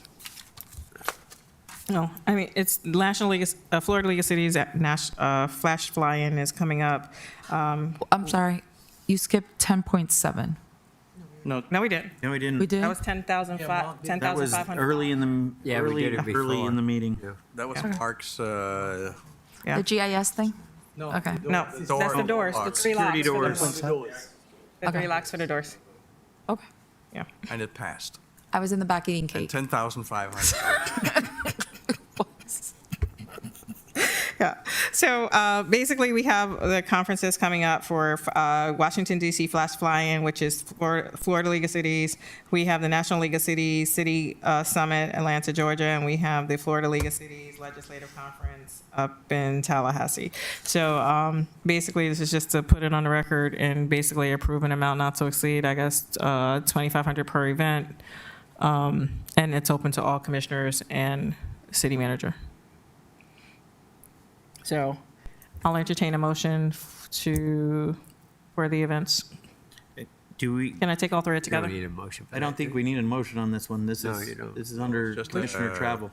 Well, we used to do, we used to set we used to do an amount not to exceed 2,500. Okay. So per person, or 2,500, well, yeah, it still should be about 2,500 per person. So I'll entertain a motion to go to the National League and Florida League of Cities conferences not to exceed 2,500 per person, open to all the commissioners and the manager. All right. Who's making my motion? For travel to the conferences not to exceed 2,500, open to all commissioners and town manager. I'll second. Okay, roll call. Motion made by Commissioner Jacobs, seconded by Clerk Commissioner Hodgkins. Acting Clerk Commissioner Kashem? Yes. Clerk Commissioner Hodgkins? Yes. Vice Mayor Morrissette? Yes. Mayor Mohammed? Yes. Commissioner Jacobs? Yes. Motion passes 5-0. Old business public records request by the commission. Okay, so. Yes. So the reason why this item came before you is because I received a number of you have asked me in regards to public records request, how many do we have? Because in the last, I would say the last month, 2 months, it's just been the topic of every single commission meeting that comes about. So they, as a group, last time at the workshop, it was stated that actually Clerk Commissioner Hodgkins and the mayor and everyone had more or less made a consensus that public records requests that had to do with finance would all be delayed or, just placed on hold until we can get the budget and the audit completed. And Mayor Jacobs asked for a public records request involving,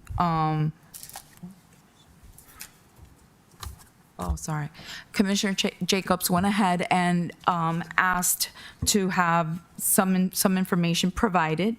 And I gave him the information just stating that for the moment, this was what was stated. And his response back to me was, must I remind you, the municipality of Pembroke Park operates under a commission-based governance structure consisting of 5 commissioners with equivalent authority, influence, and voting power. In this setting, the mayor does not possess more power over the commission, nor has a vote conducted in relationship to this matter. Her statement is null and void. Because of his request, then what I need from the rest of you is to let me know if you are, I need direction and I need a vote if you would like that at the present time, based on our circumstances, we not take additional time of the finance department to fill these types of requests because they are rather extensive and it's really causing a hardship on our finance department right now. All right, I got something to say real quick here. Just so you guys know, I do have a great deal of public or records requests, not even public records requests as a commissioner and public records requests because they haven't been fulfilled all through 2022 and into 2023. I did send an email requesting some documents, and that is the town clerk did not read her email that she actually sent to me, which said that the mayor said it's not happening because this is what we're doing. That's where my response went. We are a commissioned form of government, 5 equal commissioners. I understand the importance of completing the budget audit more than anybody else up here besides maybe the mayor. It is very important, and I understand that. And I'm not trying to delay that by any means whatsoever. But I want you to know there are public records requests that I've been waiting on for nearly a year. Some of these are very old, 2022. I just want to know when I'm going to get my public records request, my records request, public records request, whatever you want to call them. The national average is 21 days for records request, and here I am going nearly 2 years on some. So, and you know, this document that she put out here, you said these are filled. So anyone that you marked says filled, they were provided, right? Correct. Okay, so that's not actually factual and true. The 228 one, just by looking at this, I haven't gone through all of these yet, but the 228, 2023, it says provided by finance. Do you have any documentation proving that that information was provided by the finance department? Yes, I do. March 21st is when you received them. There were 10 emails that were submitted. You know what? I'm not going to, no, I'm not going to argue with you. But it's the other way around. Hold on. I don't have The any. reason why I provided this is not for you. The rest of the commissioners requested from me to know how many public records requests and what I was dealing with. After going through, starting from January to present date, you have asked for, and these are not public records requests, by the way. These are complaints. These are public records requests. These are multiple requests, one on top of the other, and, you know, stating all kinds of things that are not even true and inaccuracies. And I have gone through each and every one of them, and I have spoken to the different individuals to be able to make sure that these were completed. The thing having to do with the USDA, I've actually uploaded it to the last agenda. Every document is there and was sent to you and was sent to Lisa from the Sun Sentinel because she requested it. The issue having to do with Mayor Mohammed, Ms. Joseph, and Ms. Woodbury was provided to you on March 21st. I went today to the finance department and requested, can you please show me when it was submitted to him? He said March 21st, they sent you, hold on one second, I have the floor, please. They sent you 10 emails. Now, one of the issues that I did was I requested from you, sir, can you please provide it for what's reason being is because finance submitted to you those 10 emails and never included me.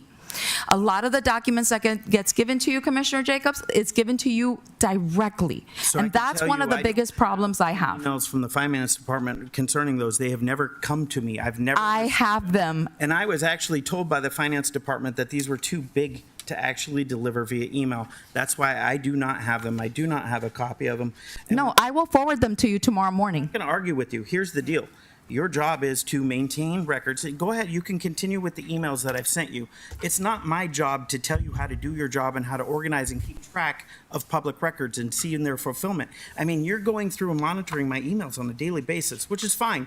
I don't care. It's public record. And you go through my emails. You go through my sent emails daily. I get it. It's no big deal because what I send out How do I go out? Wait a minute.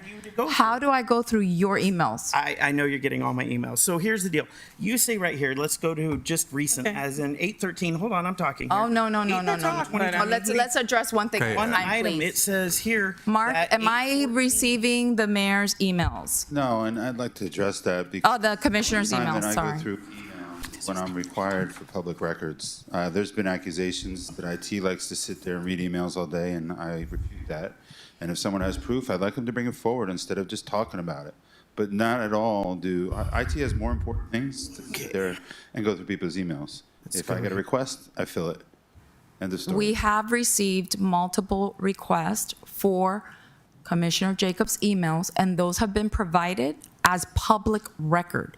I've received multiple emails and multiple phone calls from OIG requesting all kinds of items, including policies, procedures, documentations, all kinds of stuff. That's what I'm here to do. I have explained to you, Commissioner, many times, and this is why it's come to the point where it's here today. Please, if you have a public records request that you feel is pending, please provide it to me so I can fill it. I am happy to fill it. But my point to provide you with this, well, sir, if you're not. She has the floor. To remind you what these public records requests are. You have them in your email. They're literally 2 years old.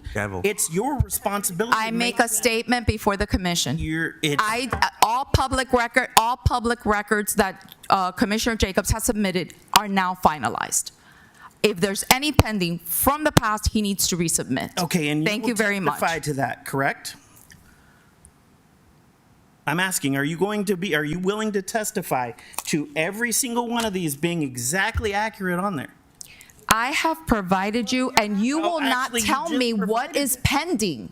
You are saying to me. Email. You're saying for 2 years, sir. It's not my job to do your job. You have sent the Memorial Day email 20 times, 21 times. You have an email that states from the HR director that item is completely finalized, and you do not wish to accept it. I can no longer provide you the same documents 20 times and you not accept the documents. First and foremost, they're talking about something that the HR director was finalized, but the town clerk failed for months to fulfill my public record.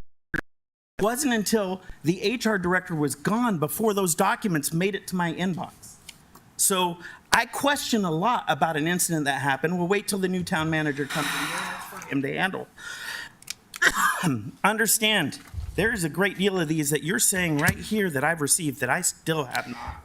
And you think I've received them, and I can go right through here, look at every single one of them, and I know I have not. I have not. Mayor Jacobs, on June, Mayor Jacobs. This conversation is I'm not interfering with the budget or the audit. Why just want to know when I'm going to get the records I've requested? That's all I'm asking. I'm not going to interfere with the accountant trying to finish and get us current, because I understand we're going to lose millions of dollars if that doesn't happen. That's not my intent. My question is, when am I going to get the documents I've requested? They've been there for a long time, and they're not fulfilled, and that's fine. Once we get a new town manager in here, I'll let him handle it. You can work it out with him. That's fine. I don't have to work it out with him, sir. You are my bosses. The 5 of you. Well, so if you're not providing me on between you and me like this since March of this year. Yes, when you accused me of me being the one to rig the election. I never accused you of rigging the election. Well, you said that it was on me. I actually stated you falsified my vote, which you did. You entered a wrong vote. Okay, on June 12th, you know, sir, it's not worth this. June 12th, you made a formal complaint in regards to the situation having to do with Memorial Day. You went ahead and again, on the 13th, you made a statement. On June 21st, you made another statement. I've listened to you, sir. I would appreciate if you would listen to me. We have to maintain order, okay? We need to maintain order, okay? Listen, here's the issue. We have a ton of records requests. Staff has been fulfilling those requests. We cannot pull staff off of completing their task, which is getting the audit done, which is getting the budget done. We don't have enough staff. If you are willing to foot the bill for some of these public records requests for the amount of hours that it's taking, because these are lengthy requests that are taking somewhere upwards of 35 hours. Actually, I'm to the point of gaining legal counsel to get the records requests that I need through the courts because they're not being fulfilled. And it's still going to go through the same thing. If we don't have the staff to fulfill those requests at the time, there is a cost associated over an hour. So when we're pulling records for 35 hours, there's a cost associated with it because they're not doing their day-to-day job. Commissioner, I don't need to file a public records request. It is a records request. It's for the commission. This is a commission form of government. That's how it works. So getting these is important. All of these are important.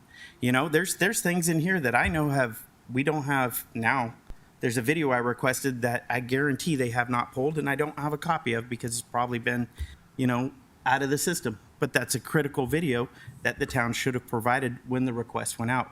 So not providing these public records requests in a timely manner when they do come out also have financial consequences. What video are you referencing? So Commissioner Jacobs, That's the Memorial Day. I'm done with it. I told you guys I'm not interfering with the audit. I want the personally, information no, as no, no. requested. I personally asked Marlon and the town manager to get them help to get some public records requests done, to go hire somebody if they need to and see if they can't get help to get things turned out faster. Well, this shows the And that's- integrity coming from there because it's not correct. It's falsely inaccurate. And that's fine. I will deal with that. Well, down the I'm road. not in position. To not question my integrity. Out of all people in this, sitting up here, do not question my integrity when I have never, ever, ever done anything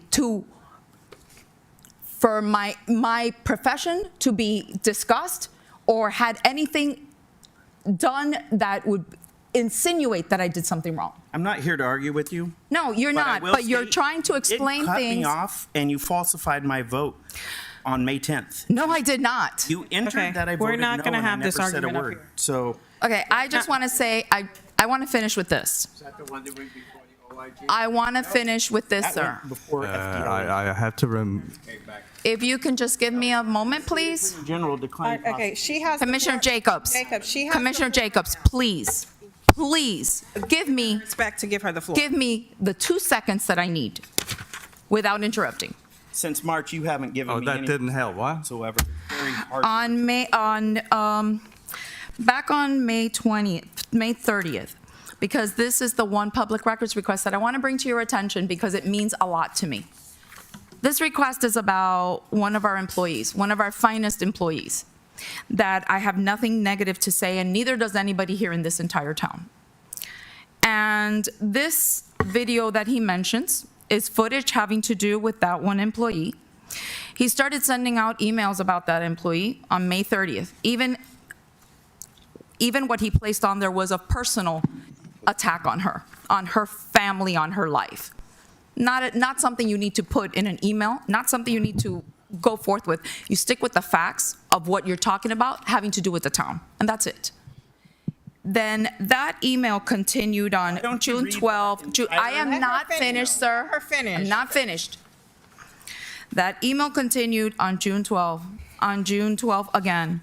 On June 12th for the third time. On June 13th. On June 21st. On June 31st. On August 23rd. On August 24th. On August 25th, has been put before the commission more than 3 to 4 times, and also on August 28th.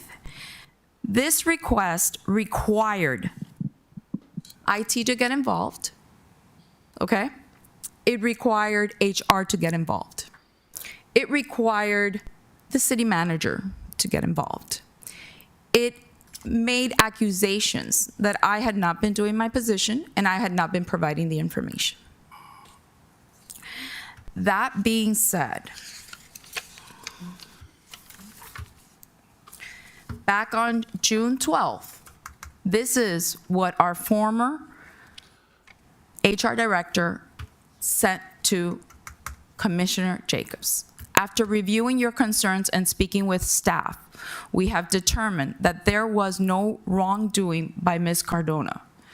I reviewed the video footage showing that Ms. Cardona was dropped off to the town hall to pick up the town vehicle as she was attending an approved conference in Orlando. The video shows that nobody else was in the vehicle, nor do your photos show anyone else in the vehicle. The tints were too dark to see inside. However, we will be updating some policies to include a sign off by the town manager and HR when employees do use a town vehicle for travel going forward for record-keeping purposes.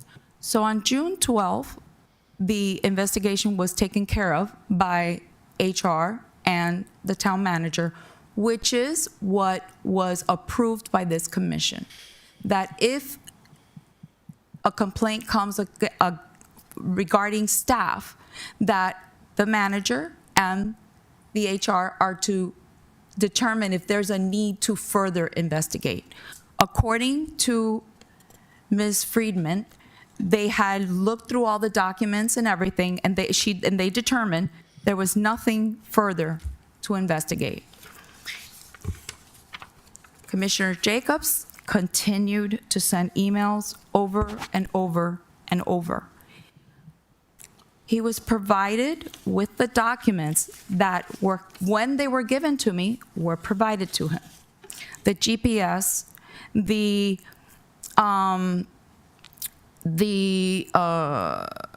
documents approving the conference, all kinds of documents, that whatever he asked for.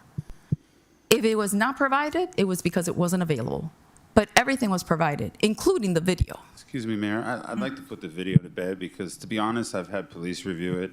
I reviewed it along with the HR director at the time. I'm the one who pulled it down. There's nothing there. The person gets in the car by themselves and drives off. I looked at the camera over here to make sure they drove off down the street. They did. There was no one in the thing. So I'd like to stop wasting our time on this. I know that I believe the commission was informed of this by HR. So, I mean, I've wasted probably an hour and a half on this. I had police by my door the other day, asked them to review it. They said there's nothing there. I was going to show it to the chief tomorrow. She can attest to it. I mean, how much time does town have to waste on stuff that has nothing to do with anything? All right, I'm going to be very clear about something. I put this on the dais for us to discuss, and the town manager and the town clerk have restricted access to the documents I put on there every single time I've tried to provide it to you. If you look at the totality of everything I put together, you too would be sitting up here questioning everything that happened, because the spin that these two employees just put on it would make you question a whole lot. And I assure you, I will be adding it to another workshop. We will be having a discussion over it with all the data to go with it, so you too can decide what really happened, because there's a lot questionable about what happened. And the fact our HR director submitted a statement like that, but would absolutely refused to provide the data that I was asking through public records request, shows something wasn't right, and something wasn't. Not sure what it is yet. I will put everything together and we'll have this discussion on the dais. You need to read that original email that I sent out, because it wasn't what the town clerk just said. I have it uploaded in here. I will put it back on the dais again, and we'll have this discussion. Once we have a new town manager in here, it will be on the record. It will all come forward again, and we'll have a final discussion so you all can see, because this employee also sent an email saying stuff that was completely false and inaccurate. So I want you guys to see what really happened, and the lack of integrity on behalf of our former town manager, our former HR director, our IT director. These people are not here to defend themselves. So we will. Please. I'm sorry, they're not here, but No, they still and you are did it, going and we're going ahead to and have you're that discussion. I'm putting it on the dais. That's done. I'm the commissioner. You're the clerk. We don't deal with staff issues for lower We level don't, but when we have employees. staff using vehicles on holidays, have the that floor for a doesn't look right. Some things went into question when that happened, especially a town employee who was hired to do scanning of paperwork. You have on a holiday in the evening at 8 o'clock in the evening driving a car around town. You have people showing up in front of her house throwing bags of clothes into the back of the car. There was a lot that didn't happen. I do have the photographs.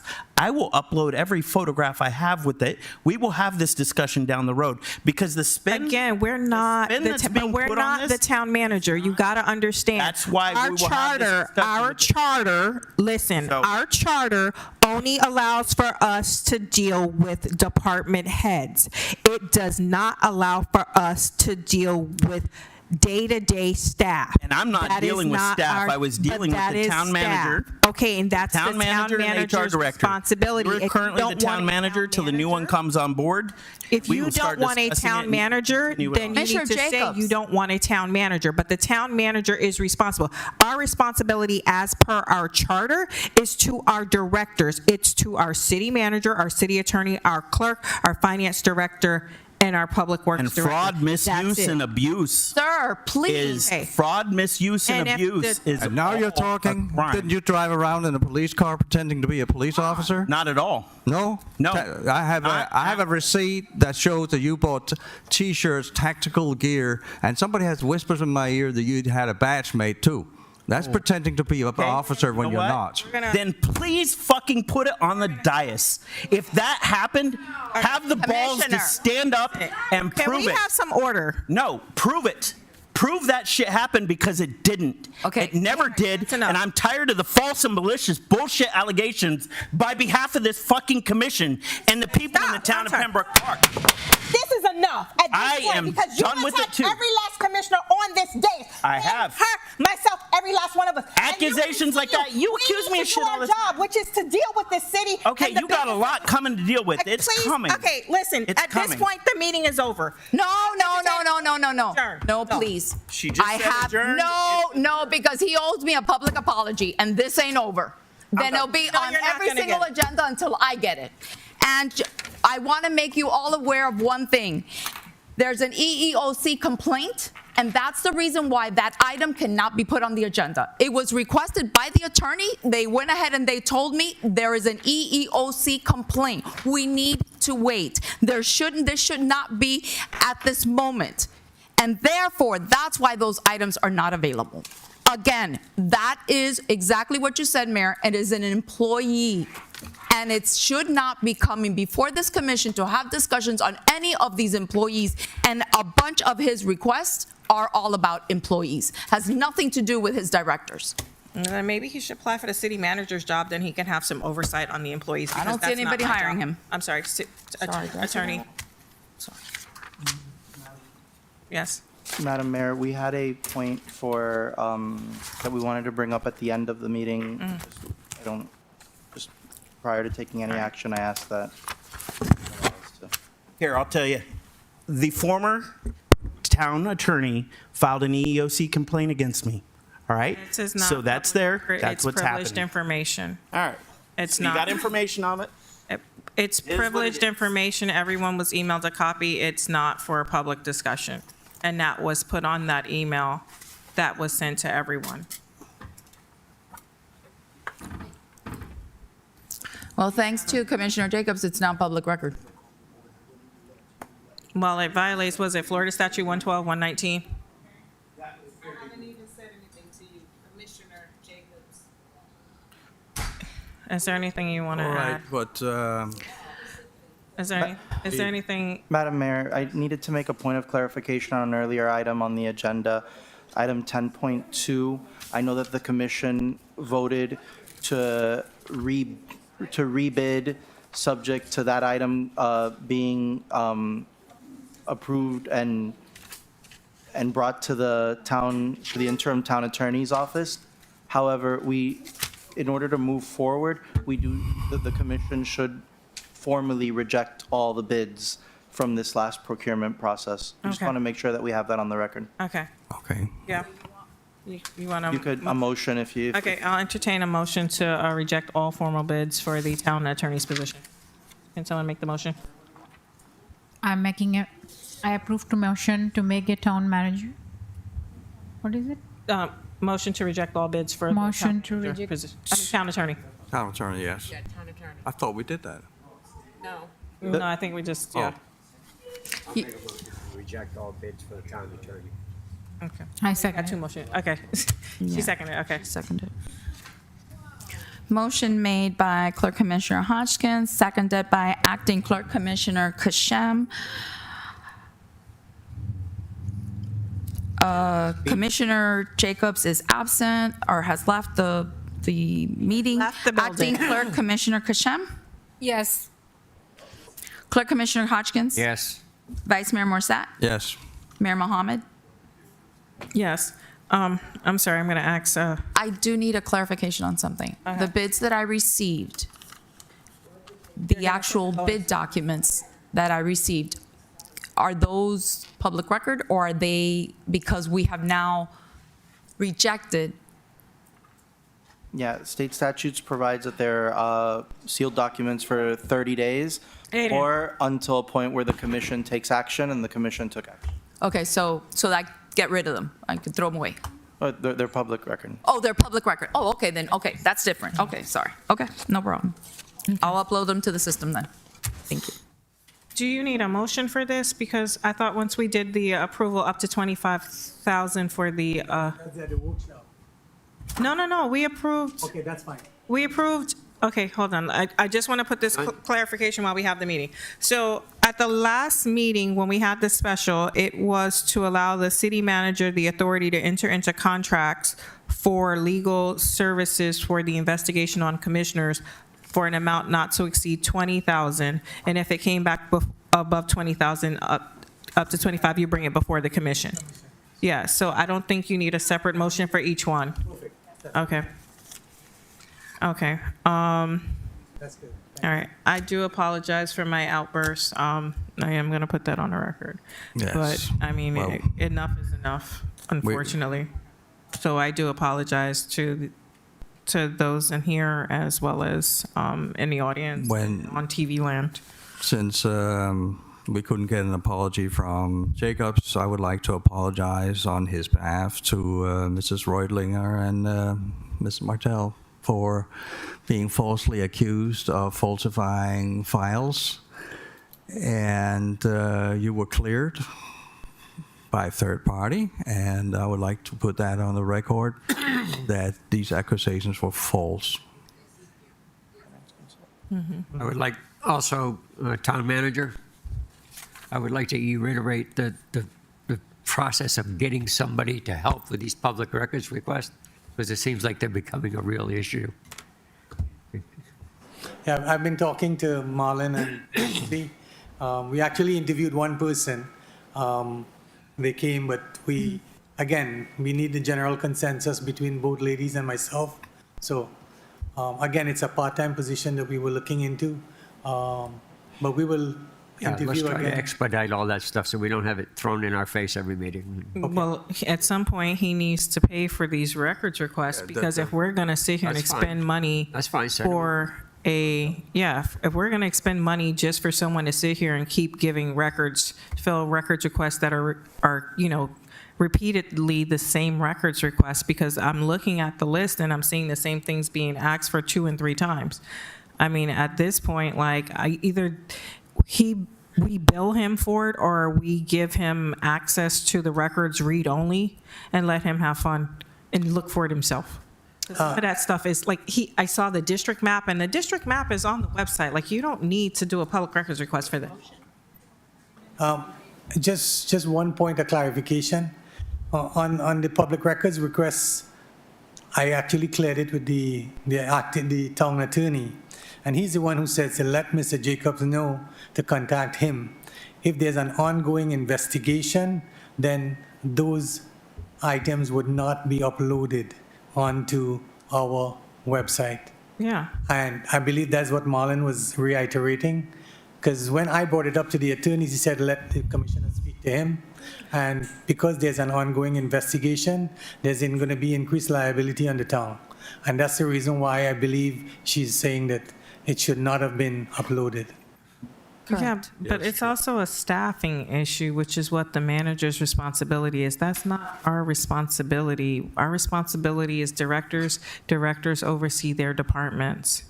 It's not for us to sit here and deal with the day-to-day staffing issues. We don't micromanage. That's not our responsibility. And there's no one that's overseeing. Who's the commissioner in charge of code, building or code, or whatever department she's in? That's not our job. Period. I would just like to say something, please. First of all, I'd like to apologize to all of you. Unfortunately, Commissioner Jacobs sometimes gets the worst out of me, and I do apologize for my my frustration. But the only reason I was bringing up public records requests is because I needed your guidance to make sure that I have at least some kind of barrier to be able to state, this is the reason why this is happening. But I will tell you something. If he does not provide me with what's pending, I can't I can't fill it.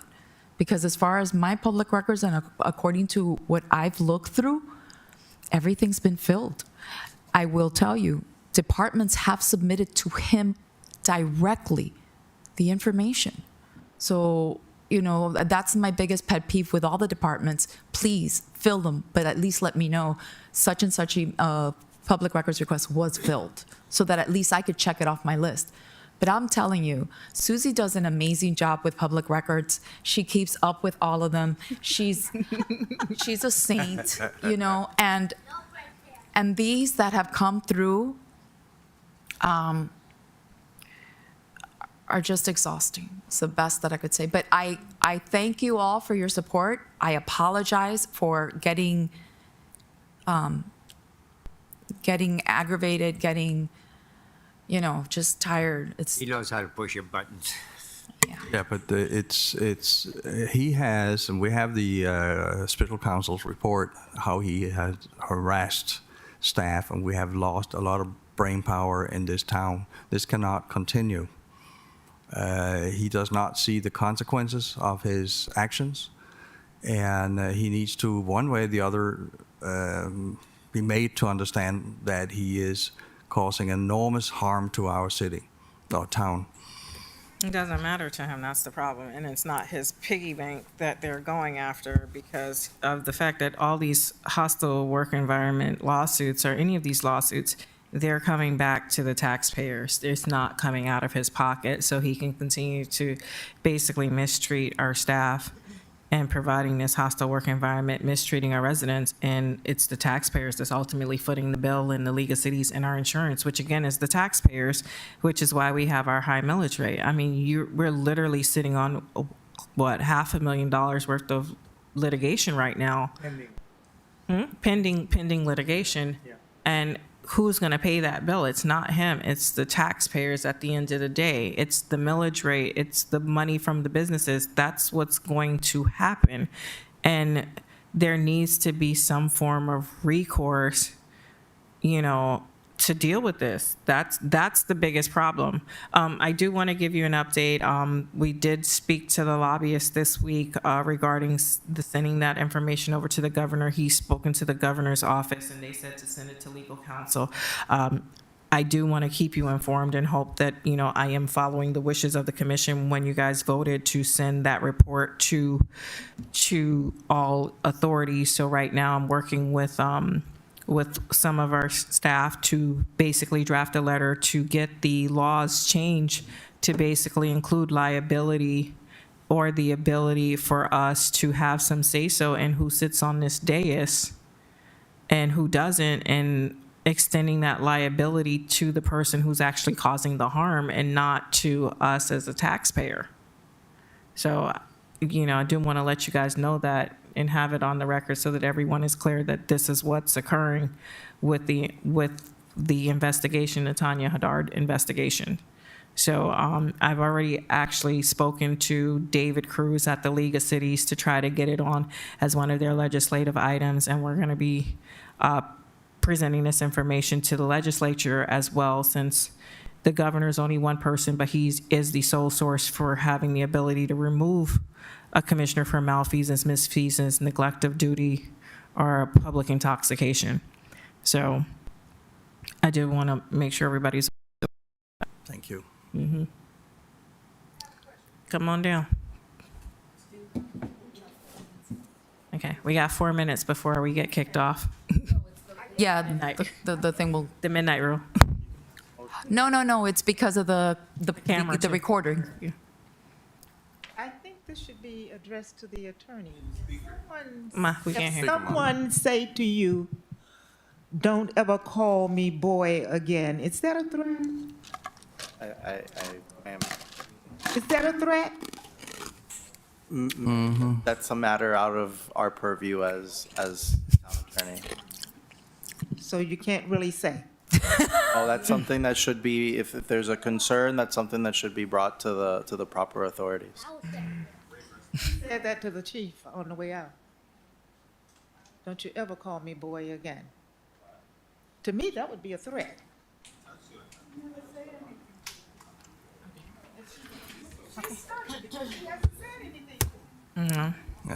Anyway, We're gonna. let's Motion to adjourn? adjourn. Hold on, I think I do need to just state, I gotta just cover, listen, I just gotta cover that your second budget hearing is Wednesday, September 27th at 6 o'clock PM. That's All the it. rest, you can read it, and that's it. Motion to adjourn. Thank you. Aye. Hi. Aye. Ay, ay, ay. Bye, bye, bye, bye. Bye-bye.